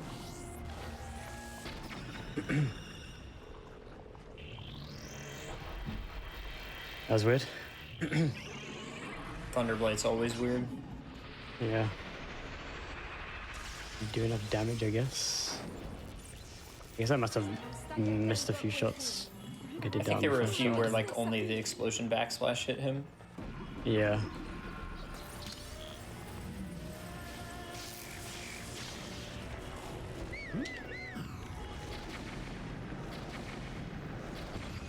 Very nice. Ooh. I think I get the Hoggins in here. Can't quite remember.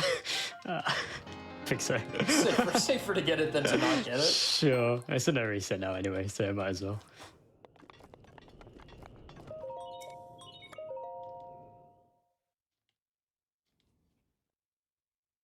Nice. Would have been a pretty good Naboris if it wasn't for me not getting to that terminal.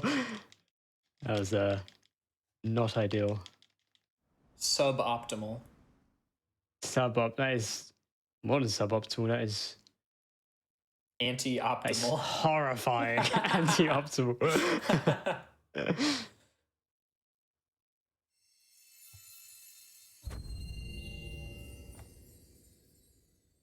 Gamers, reminder that if you have any questions for Smitch or myself, feel free to throw them in the chat.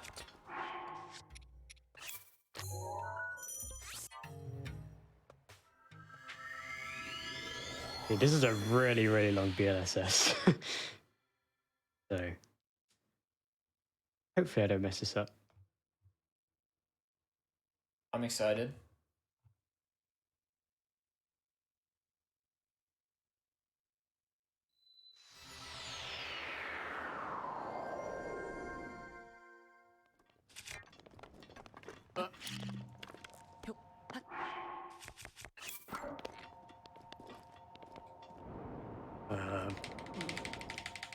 I love that you use that little rock. Oh, I guess you could just get the heart container there if you wanted to.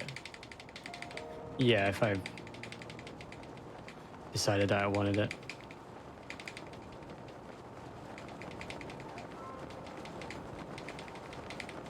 Where can we... Oh, no!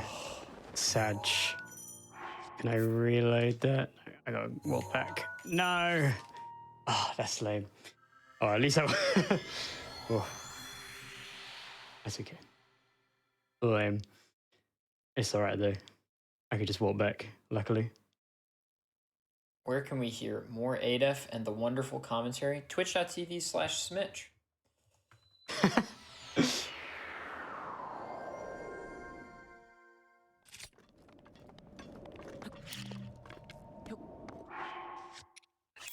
Alright, again.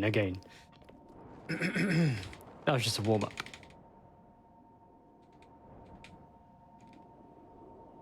So again, make sure gamers, not to get too close. He's like alternating the control stick and wiggling, and the bomb is pushing him in midair. An explanation would be greatly appreciated. Oh boy. I should have made a chat command for this or something. Is Smitch on Pro Controller? Yes, Joy-Cons are cursed. Wish we could see splits? That's my bad. Basically, Smitch is holding the bow and the bomb through something called bow smuggling, and then whilst in midair holding B, he is alternating the analog stick in an opposite direction of where he wants to go, and the bomb pushes him. That's a very bastardized explanation, but that's what it is.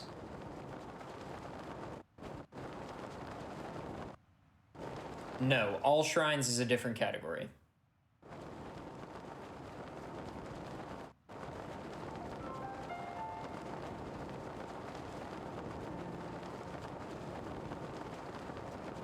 This is a long BLSS, good God. Yeah. Oh, didn't mean to do that. You're literally going from the southeast or southwest corner of the map, like all the way to the north? Yeah.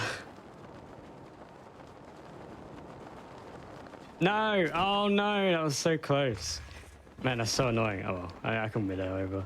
Oh man, I almost made it all the way over. That's so annoying. Oh, close enough to mid over there.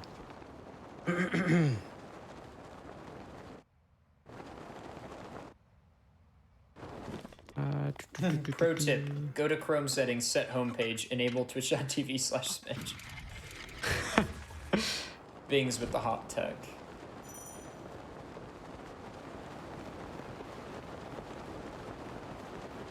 So this area is why Smitch has so much health at the moment. But he's gonna do something here where he like spins and then cancels and is able to reset the like fast heat timer. Actually, I don't really know how it works exactly. Is it just spin slashing stops the heat?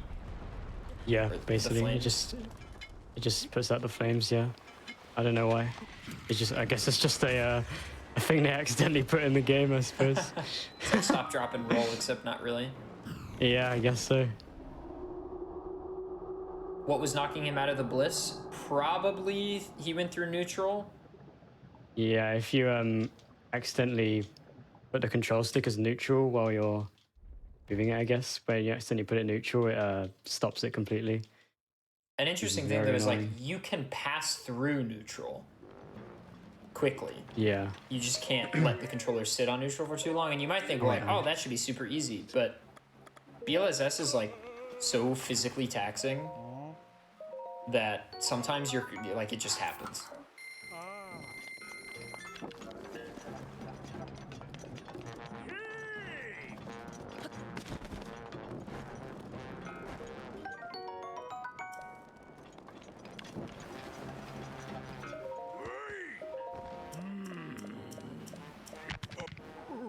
And also, when you're trying to go as fast as Smitch is, you're wiggling really, really quickly, which gives a higher probability that you're gonna make a small mistake.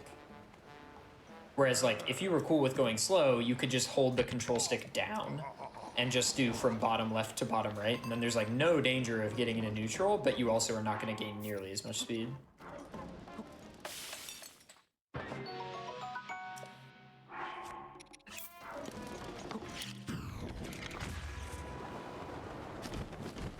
Good.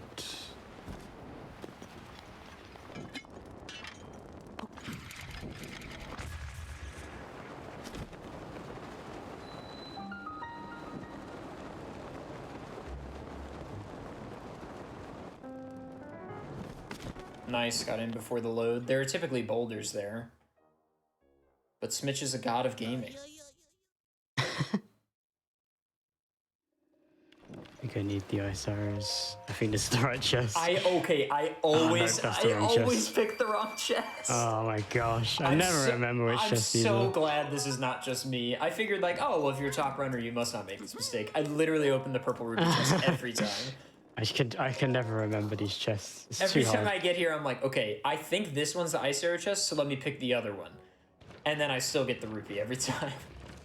Well, because when I go up to them and I think, you know what, I remember messing this up, so it must have been this one that's like tucked away. Exactly, yes. So, literally exactly. What? Did that not work? That was weird. Give me a bomb. Oh my gosh, no, I was on the wrong bomb. Oh, come on, Link, please. Help me out.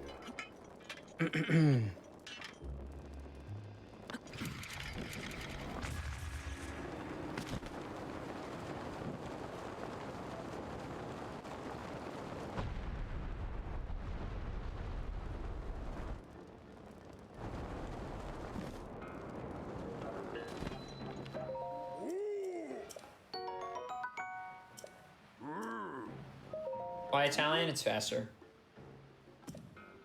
If you ever see a speedrunner playing in a language that's not their own, it's probably because it's faster.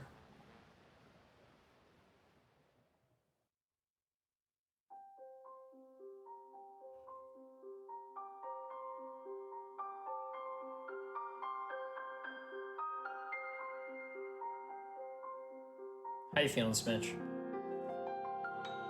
Yeah, feeling all right. Not too bad.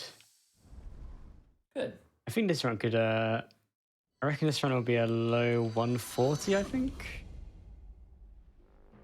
Hopefully. Very solid. I'm not too sure. I was hoping I can get sub 140, but not after those the BLSS mix-ups.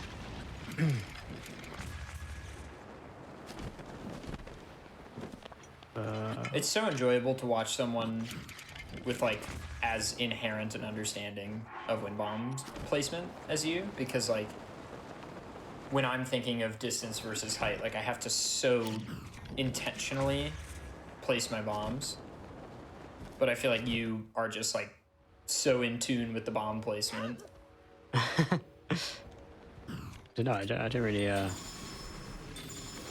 don't really think about the bomb placement that much. Yeah, exactly, that's what I'm saying. Oh, yeah, I guess.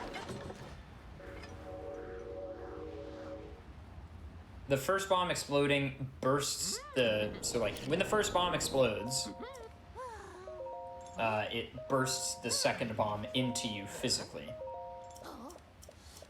What's considered a dungeon? A divine beast.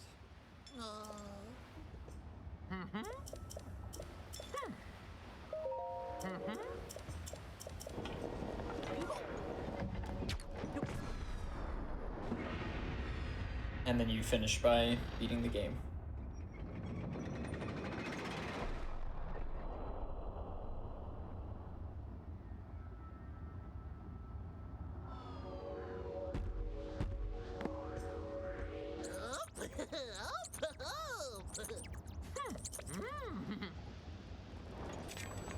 All right, so Smish, we covered your favorite snack. But Yeah. What's your favorite meal? Meal?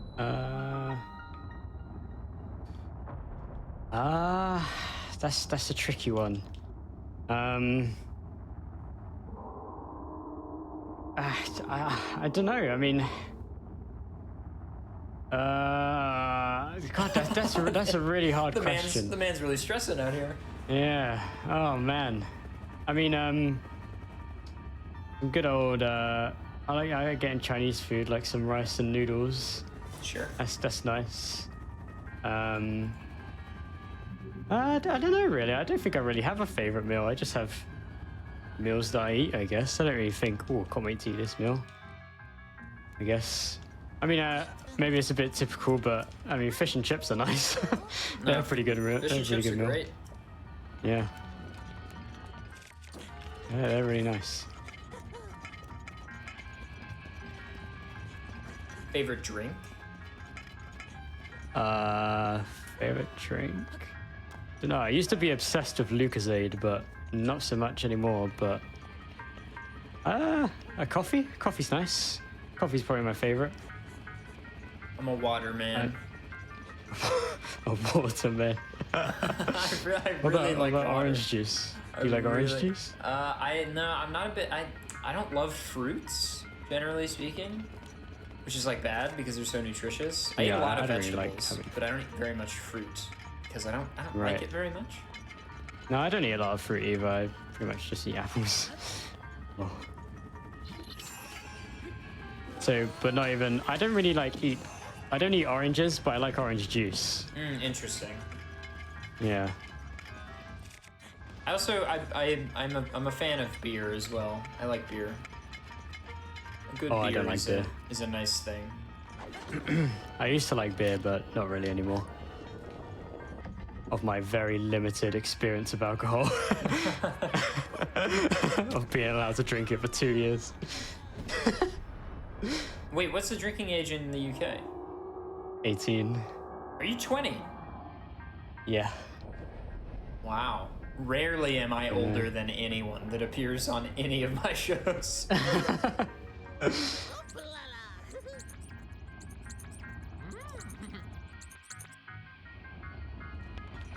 Many trips to the Weatherspoons in Smitch's future. Weatherspoons, yeah. Yeah, I've only been to Weatherspoons a couple of times.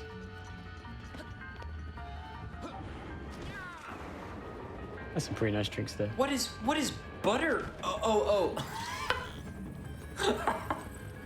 I don't know why, but I've never seen buttermilk separated into two words. And I saw, I know what buttermilk is, but I saw buttermilk, and I was like, what the hell are you talking about? It sounds disgusting. You ever heard of butter in coffee? No. Apparently that's a pretty a thing that people have. Yeah, I think it's meant to be good for your throat and stuff. Interesting. Instead if you don't put milk in it. Well, buttermilk is not something you drink casually. It's like something you put in stuff. Yeah. Like buttermilk Yeah. in pancakes or waffles or like a dough or something. Yeah. Just said that in the most American way ever. Pancakes and waffles. What, you want me to be out here like pancakes and waffles? Mate, I'm hungry for pancakes. Oh, that's really good. I think that's the best British imitation I've heard from Mate, I'll be American. right chuffed if I don't get some pancakes real quick. God, that's crazy. Oh my god, I shouldn't have started this fight. Can I get God, I some picked a battle. pancakes? Pancakes, butter. Oh, I love butter. Oh man. Is it true that like in America you have like pancakes stacked on top of each other? Yeah, is that not something you have? No, you just have a one singular flat pancake. I mean, we sometimes, like, depending on the restaurant, you might get like one really big pancake by itself. But Oh no, you have like just one thin pancake. This is wrong country. America's all about just an unbelievable amount of food. Of course. Yes, I do have a channel point redemption where you can make me speak in accent for 10 minutes. Oh no, I couldn't do that. I've seen that a couple of times and I'm like, oh man, the bravery. I could not. Game's up, we know you're a secret Brit now. I think in a different life, perhaps. I really do. There's a part of me that really wants to live in England, actually.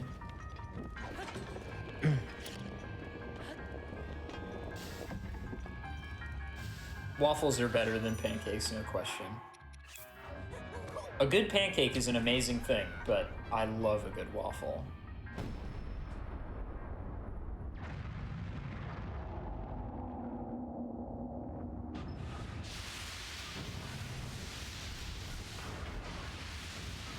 I usually just have potato waffles.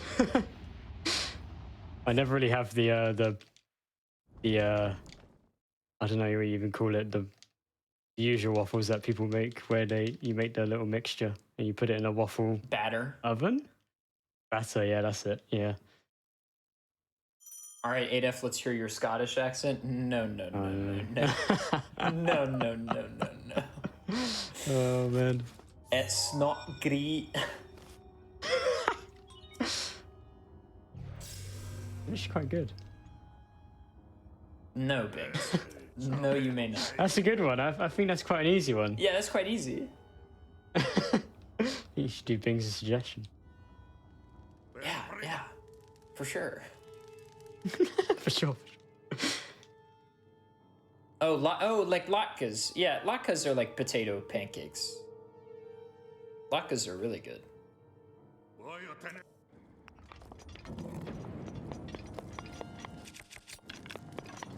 What about Irish? No, I just see. There are accents that I'm proud of, and there are ones that I think are like not the accent themselves, but like my imitation. I think my imitation of a lot of them are like trash. But like I can confidently say that some of my British accents are pretty good, I think. But I cannot say that about every accent that I do by any stretch.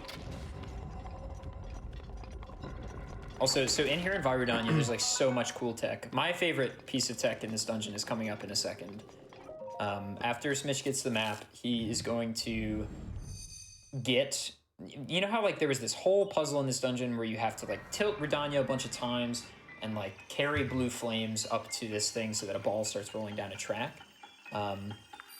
You can instead shoot a really clever blue flaming arrow and have it bounce off a wall into the torch you need to light. It's really cool.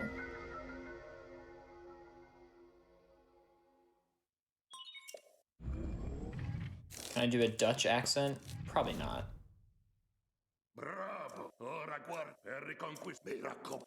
Honestly, like when a lot of people in the Netherlands, at least when I was there, spoke in English, they had British accents because all their English teachers were from England. Really? Yeah, at least in Amsterdam, I experienced that. Oh. Oh, that shot is so... I don't know. I think it's such a clever skip. It feels so It's good quite clever. every time. I don't know who thought of this. Favorite British candy? Or favorite sweets? Smitch? Starbursts are quite nice. I mean, do you call M&M's candy? Yeah, I would say so. M&M's. Oh, no. Damn it.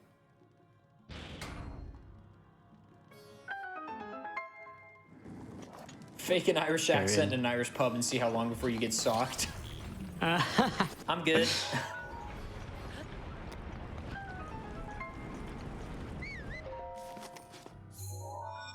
Do T's exist? No.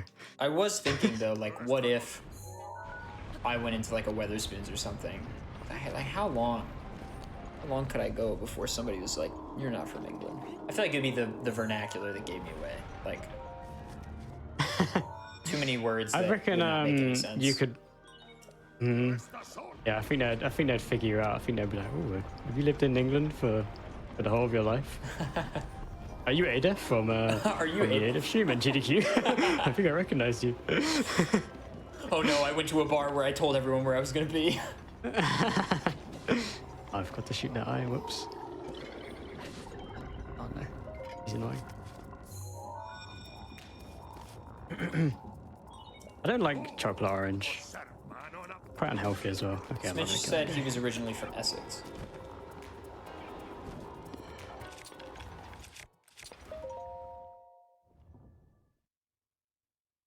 Did he attack up?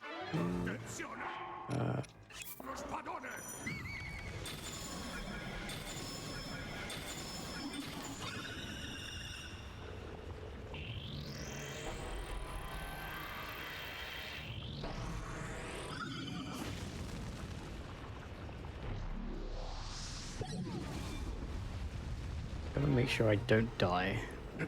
That's a good plan, I think. Yeah, I would like to not do that.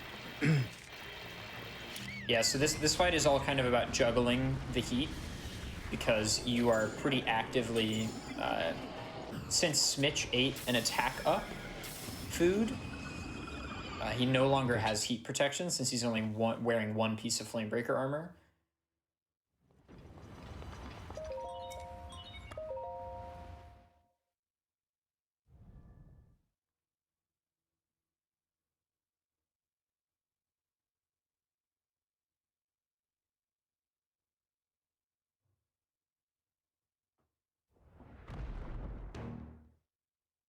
I swear these loading screens are longer than normal. Maybe not. Maybe I think I always think that actually when I'm here. I think the Varudanya loads are always pretty long. Yeah.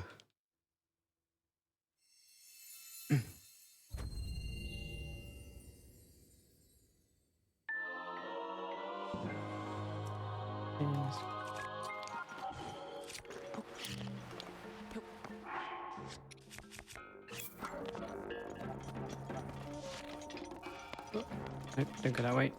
Okay. Oh, smart. And you just BLSS over the Zora Mountains. Yeah. Yeah, that's smart.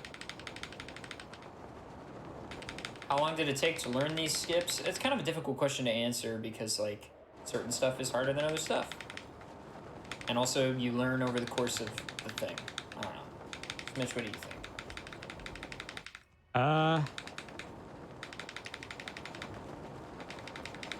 I don't know, it depends.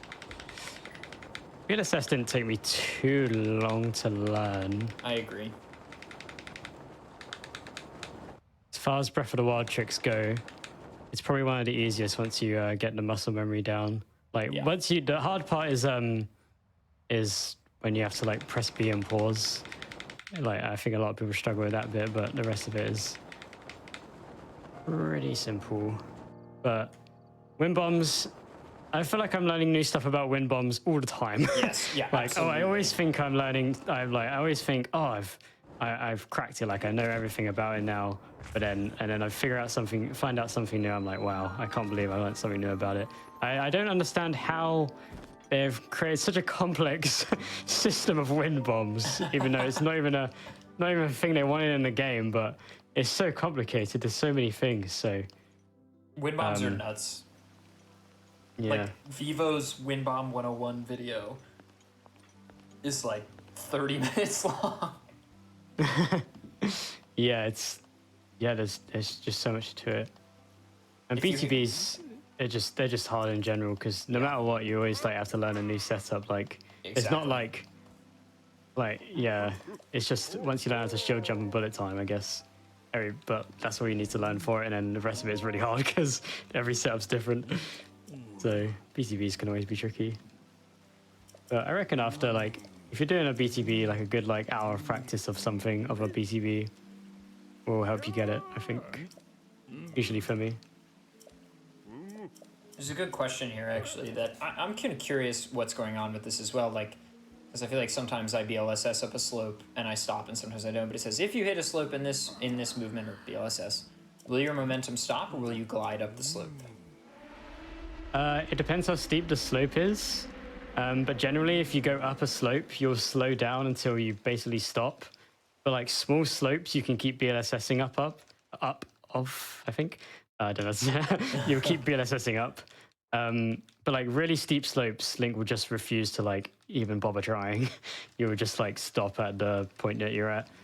So, which is kind of lame because it would have been really nice if you can BLSS up the slope towards Yiga Hideout. But that slope is so steep, so it just it just won't work. So alas, you have to do some silly wind bombs to get up there.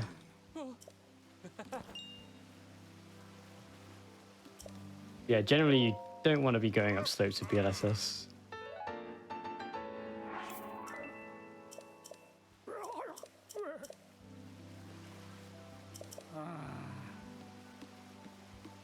It's a funny glitch. It's weird. It's very like it's very different to like everything else that we have, because everything else is like really like using your paraglider to glide pretty fast over like a pretty far distance. So that's pretty normal.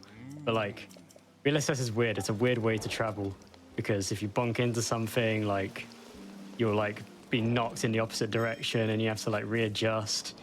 It's weird, but you know, fun. Yeah, it enjoyable. It is pretty unique in the way that it works. Whereas, yeah, exactly, like wind bombs and BTBs work essentially on the same principle. Ross, can you crash the game from a new save? I don't know what I would do to crash the game. What is fastest crash? I kind of love running fastest crash in other games. It's really fun. Like, fastest crash in OOT is under 10 minutes. My fastest crash PB in Twilight Princess is like 2 minutes and change. I don't know. I don't know how you'd... I've had accidental crashes that you can't really do on purpose. I don't know. I don't know if any knowledgeable people in the chat will know, but I don't know. There are some weird crashes that you can get, but I guess I don't know. Well, I don't know. Trial of the Sword crashes pretty easily. That's just made into the game.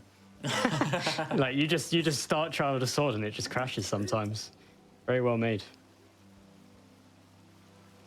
I don't know. I don't Curse think you can really commentary from the runner crash. now. The runner's curse. He's disrespectful to the game. Yeah, Rupee Prince would be quite fast. Could you, through duping maybe? Like bow duping, perhaps? No, not. I don't think you could do it through bow duping.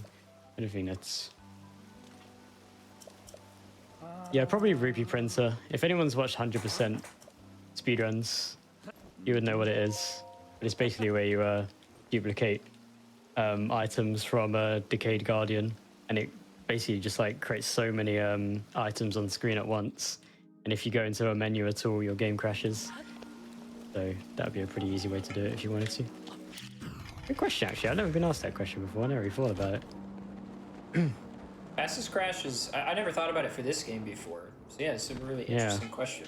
But fastest crash is definitely a thing that exists in other 3D Zelda games. It's a fun run in a lot of games. Yeah. Sounds like it. Oh, wait, my gun shock arrows. My rake and lake time? Oh. Oh, hold on. I can't quite remember, but it's one to boast. I think it's like 2:02. 2 minutes and 2 seconds? No, 2 minutes and 54 seconds, and the world record is 2 minutes and 52 seconds. Wow. I know, I throw rakes and lakes like no other, except the world record. Except the one person is better than you. Yeah.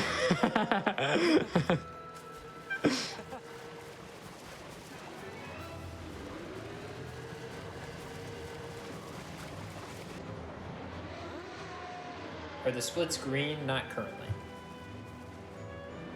if you compare to my PB, yes.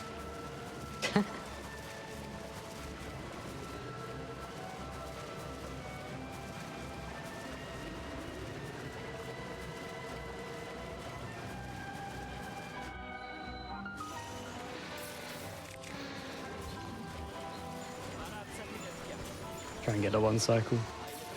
See. Nice. Well, I haven't fully done it yet, but that's the hard part.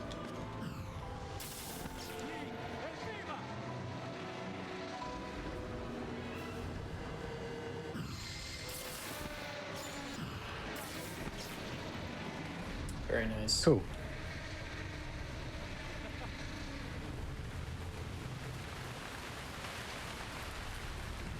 Ruda approach music is it's the best music in the game, in my opinion.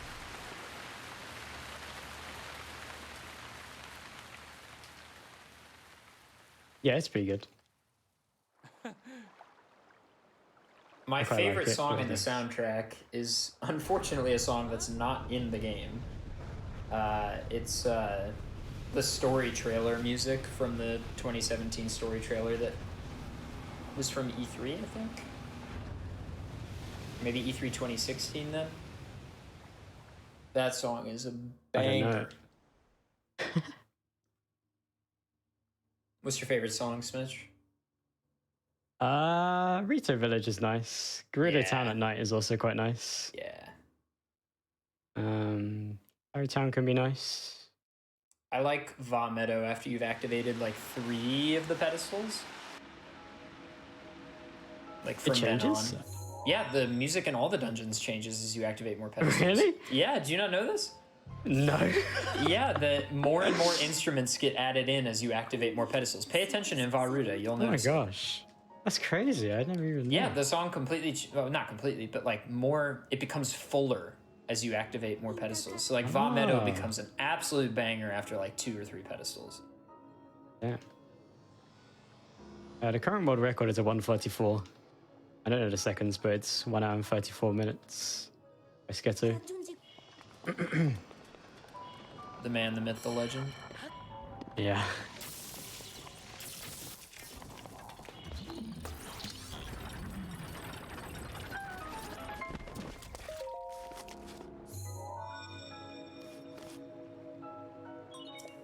restano ancora qui. Similar to how like Tarrytown music changes as you add more people. Oh yeah, I knew about that one. I can't believe it does have so many. I thought it was just Harry Town. No, Crazy. it's in the Divine Beast as well. People really didn't know this? I'm kind of, I'm just surprised.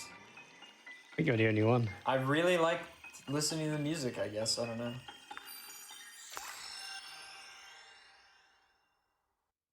Like, by the time you've activated all 5 pedestals, like, the song is completely unrecognizable from when you first enter the dungeon.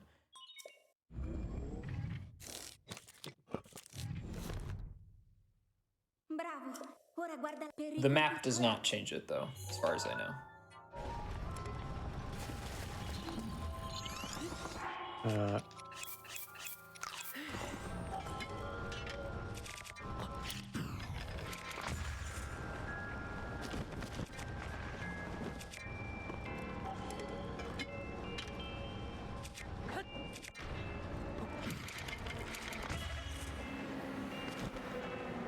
That's cool with wind bombs. I don't think I've seen that. Does it matter whether you run the game on Switch or Wii U? It doesn't. The only thing to know is that Switch is generally faster than the Wii U version. Well, if you, I don't know, it's hard because we use more laggy, you'll find it harder to win bomb in some places. Like in Goron City, you just can't win bomb. So it would be quite hard. You can do any percent still with it if you go with a certain route, but it would be quite difficult at this point with win bombs and stuff, unfortunately. You also can't practice on the go. True, yeah. Have you ever, That's true. like on flights sometimes, I have nothing to do, I'll just practice stuff. No, I don't think I've done that. learned the entirety of pretty Super lazy. Mario Odyssey while in a rehearsal process for a show. Oh, really? Yeah, just when I had so much downtime. That's funny. So I would just prop up the Switch, and because that game you can run with Joy-Cons pretty easily. Yeah. So I Not just too bad of a speedrun to learn as well. pop the Switch up on the table and just shake those Joy-Cons to living hell. But I'm so glad Breath of the Wild doesn't have any shaking stuff. Yeah, Because- seriously. That'd be so annoying. Oh yeah, also the loading screens did get faster on Switch. Forgot about that patch. Wait, did I do that in a weird way? No, I'm fine. No, that was weird. Did anyone notice the music changing? Did anybody pay attention? Careful ear. Oh, It's too late now. Did not. Confidently say I did not pay attention at all. I'm afraid.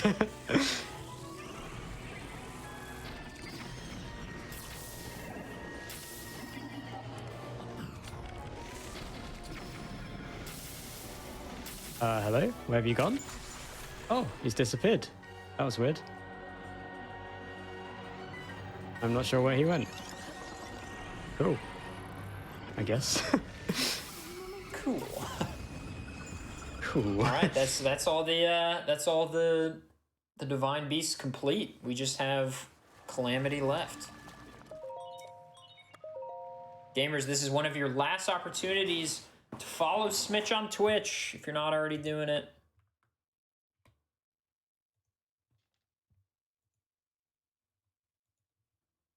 You don't have to shake the Joy-Cons for Hesty's dance. No, but you're very much encouraged to. It's hard not to.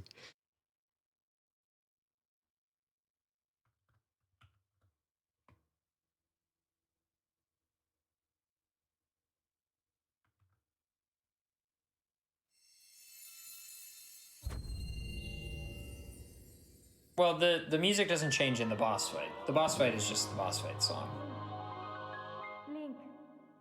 Link. Grazie per aver recuperato tutti I colossi sacri e liberato gli spiriti dei campioni. Ora Also, saranno for what it's worth, aspettati il momento I do in also cui play this game Ganon al castello if you're di- interested in that. I'm not even half as good as Smitch, I would say. Last opportunity, is he retiring? Yes, Smitch is retiring. I did once tell Dangers on this show that if he didn't PB, we'd be putting him in prison. Oh, wow. So the consequences are high. Cookies if you win, prison if you fail. That is quite the threat. Wow.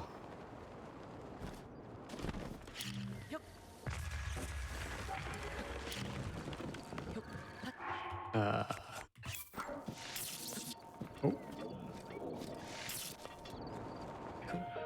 The classic, use a tree stump for BLSS. Oh, yeah. That is really nice that we can do that. Yeah. Makes it very versatile. So, Smitch, tell us a little bit about the Calamity skip coming up. Yeah, so give me a second. No worries. Just want to make sure my wiggling is okay.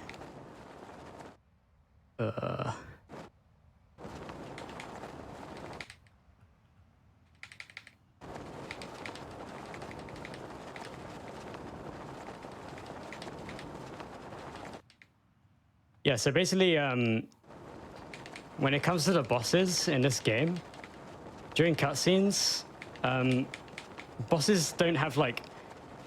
In most games, when you have a cutscene, it's like a separate, like, sort of movie, I guess, in the game. But in Breath of the Wild, it's different. The bosses in the cutscenes are still in the world that you're currently in, if that makes sense. So essentially what you can do, we do this in any percent as well with Windblight. What you can do is you can shoot an arrow just before the cutscene starts, and then that arrow will still be in the cutscene and will be inside the boss when you when the cutscene's playing. So it will be doing constant damage to them throughout the cutscene. So you can basically just kill a boss without even having to do anything. Basically, it will just kill him during the cutscene.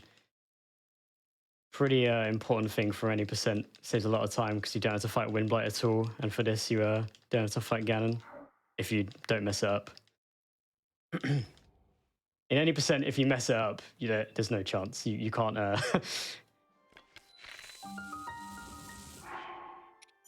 You can't. If you mess up in any percent, that's a dead run. Basically, you can't fight Windblight. You have to, like, the weapon durability is way too tight in any percent to be able to fight an extra boss.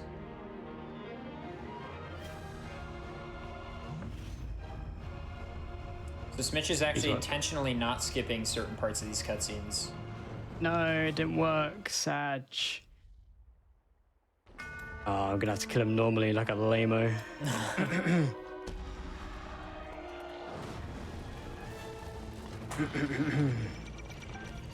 Actually, I've got the most insane weapon in the game.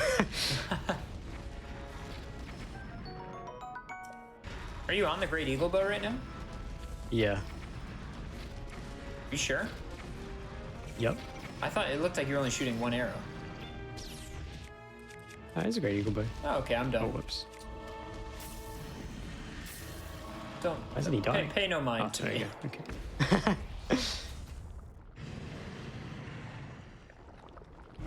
Oh, this actually isn't too bad of a run considering what happened, actually. Yeah, I thought this was gonna be a really solid time. Oh, and we get to see the beautiful, beautiful Calamity stun lock here, where Smitch. Well, first of all, versus Fury's out. So yeah. Okay, so Smitch is basically looking for a specific moment in this spin slash. Nice. Good thinking. Good thinking. Right, direct protection.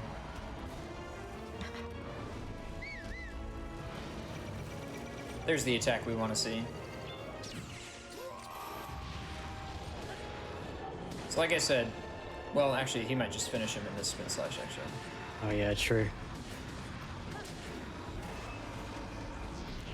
All right, never mind.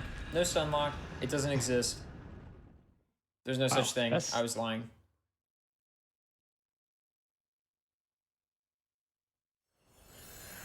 No, considering how many BLSSs I dropped this run, this is actually a really good time. Like, that's actually crazy. I think this just goes to show how much maneuverability there is in the new route. Yeah. I'm actually really happy with this. Nice. Good run. You should be very proud of this. A no reset showcase performance coming in, you know, high 1.3x, low 1.40. It's pretty good. I'm glad I was able to show it. Yeah, of course. So cool. Fun. Well, Smitch, as we sort of come to a close here, and as we go through this auto scroller, are there any things you want to plug? Yeah, subscribe to my YouTube. There you go. It's Smitch.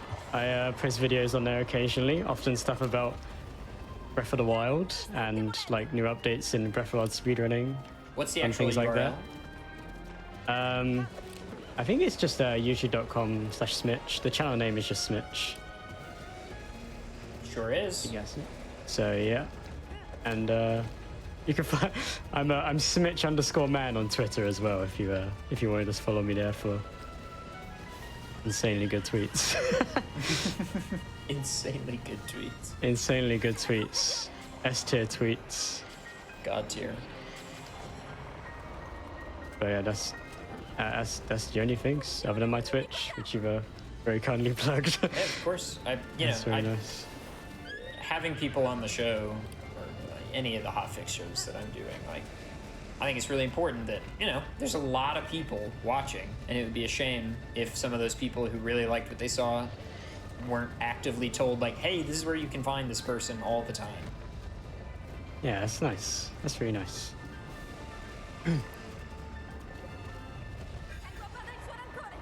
You know, even if the follower retention is 5%, it's still a pretty nice bump. I always like to see new people and stuff. Yeah, of course. Always fun. Guarda la sua testa!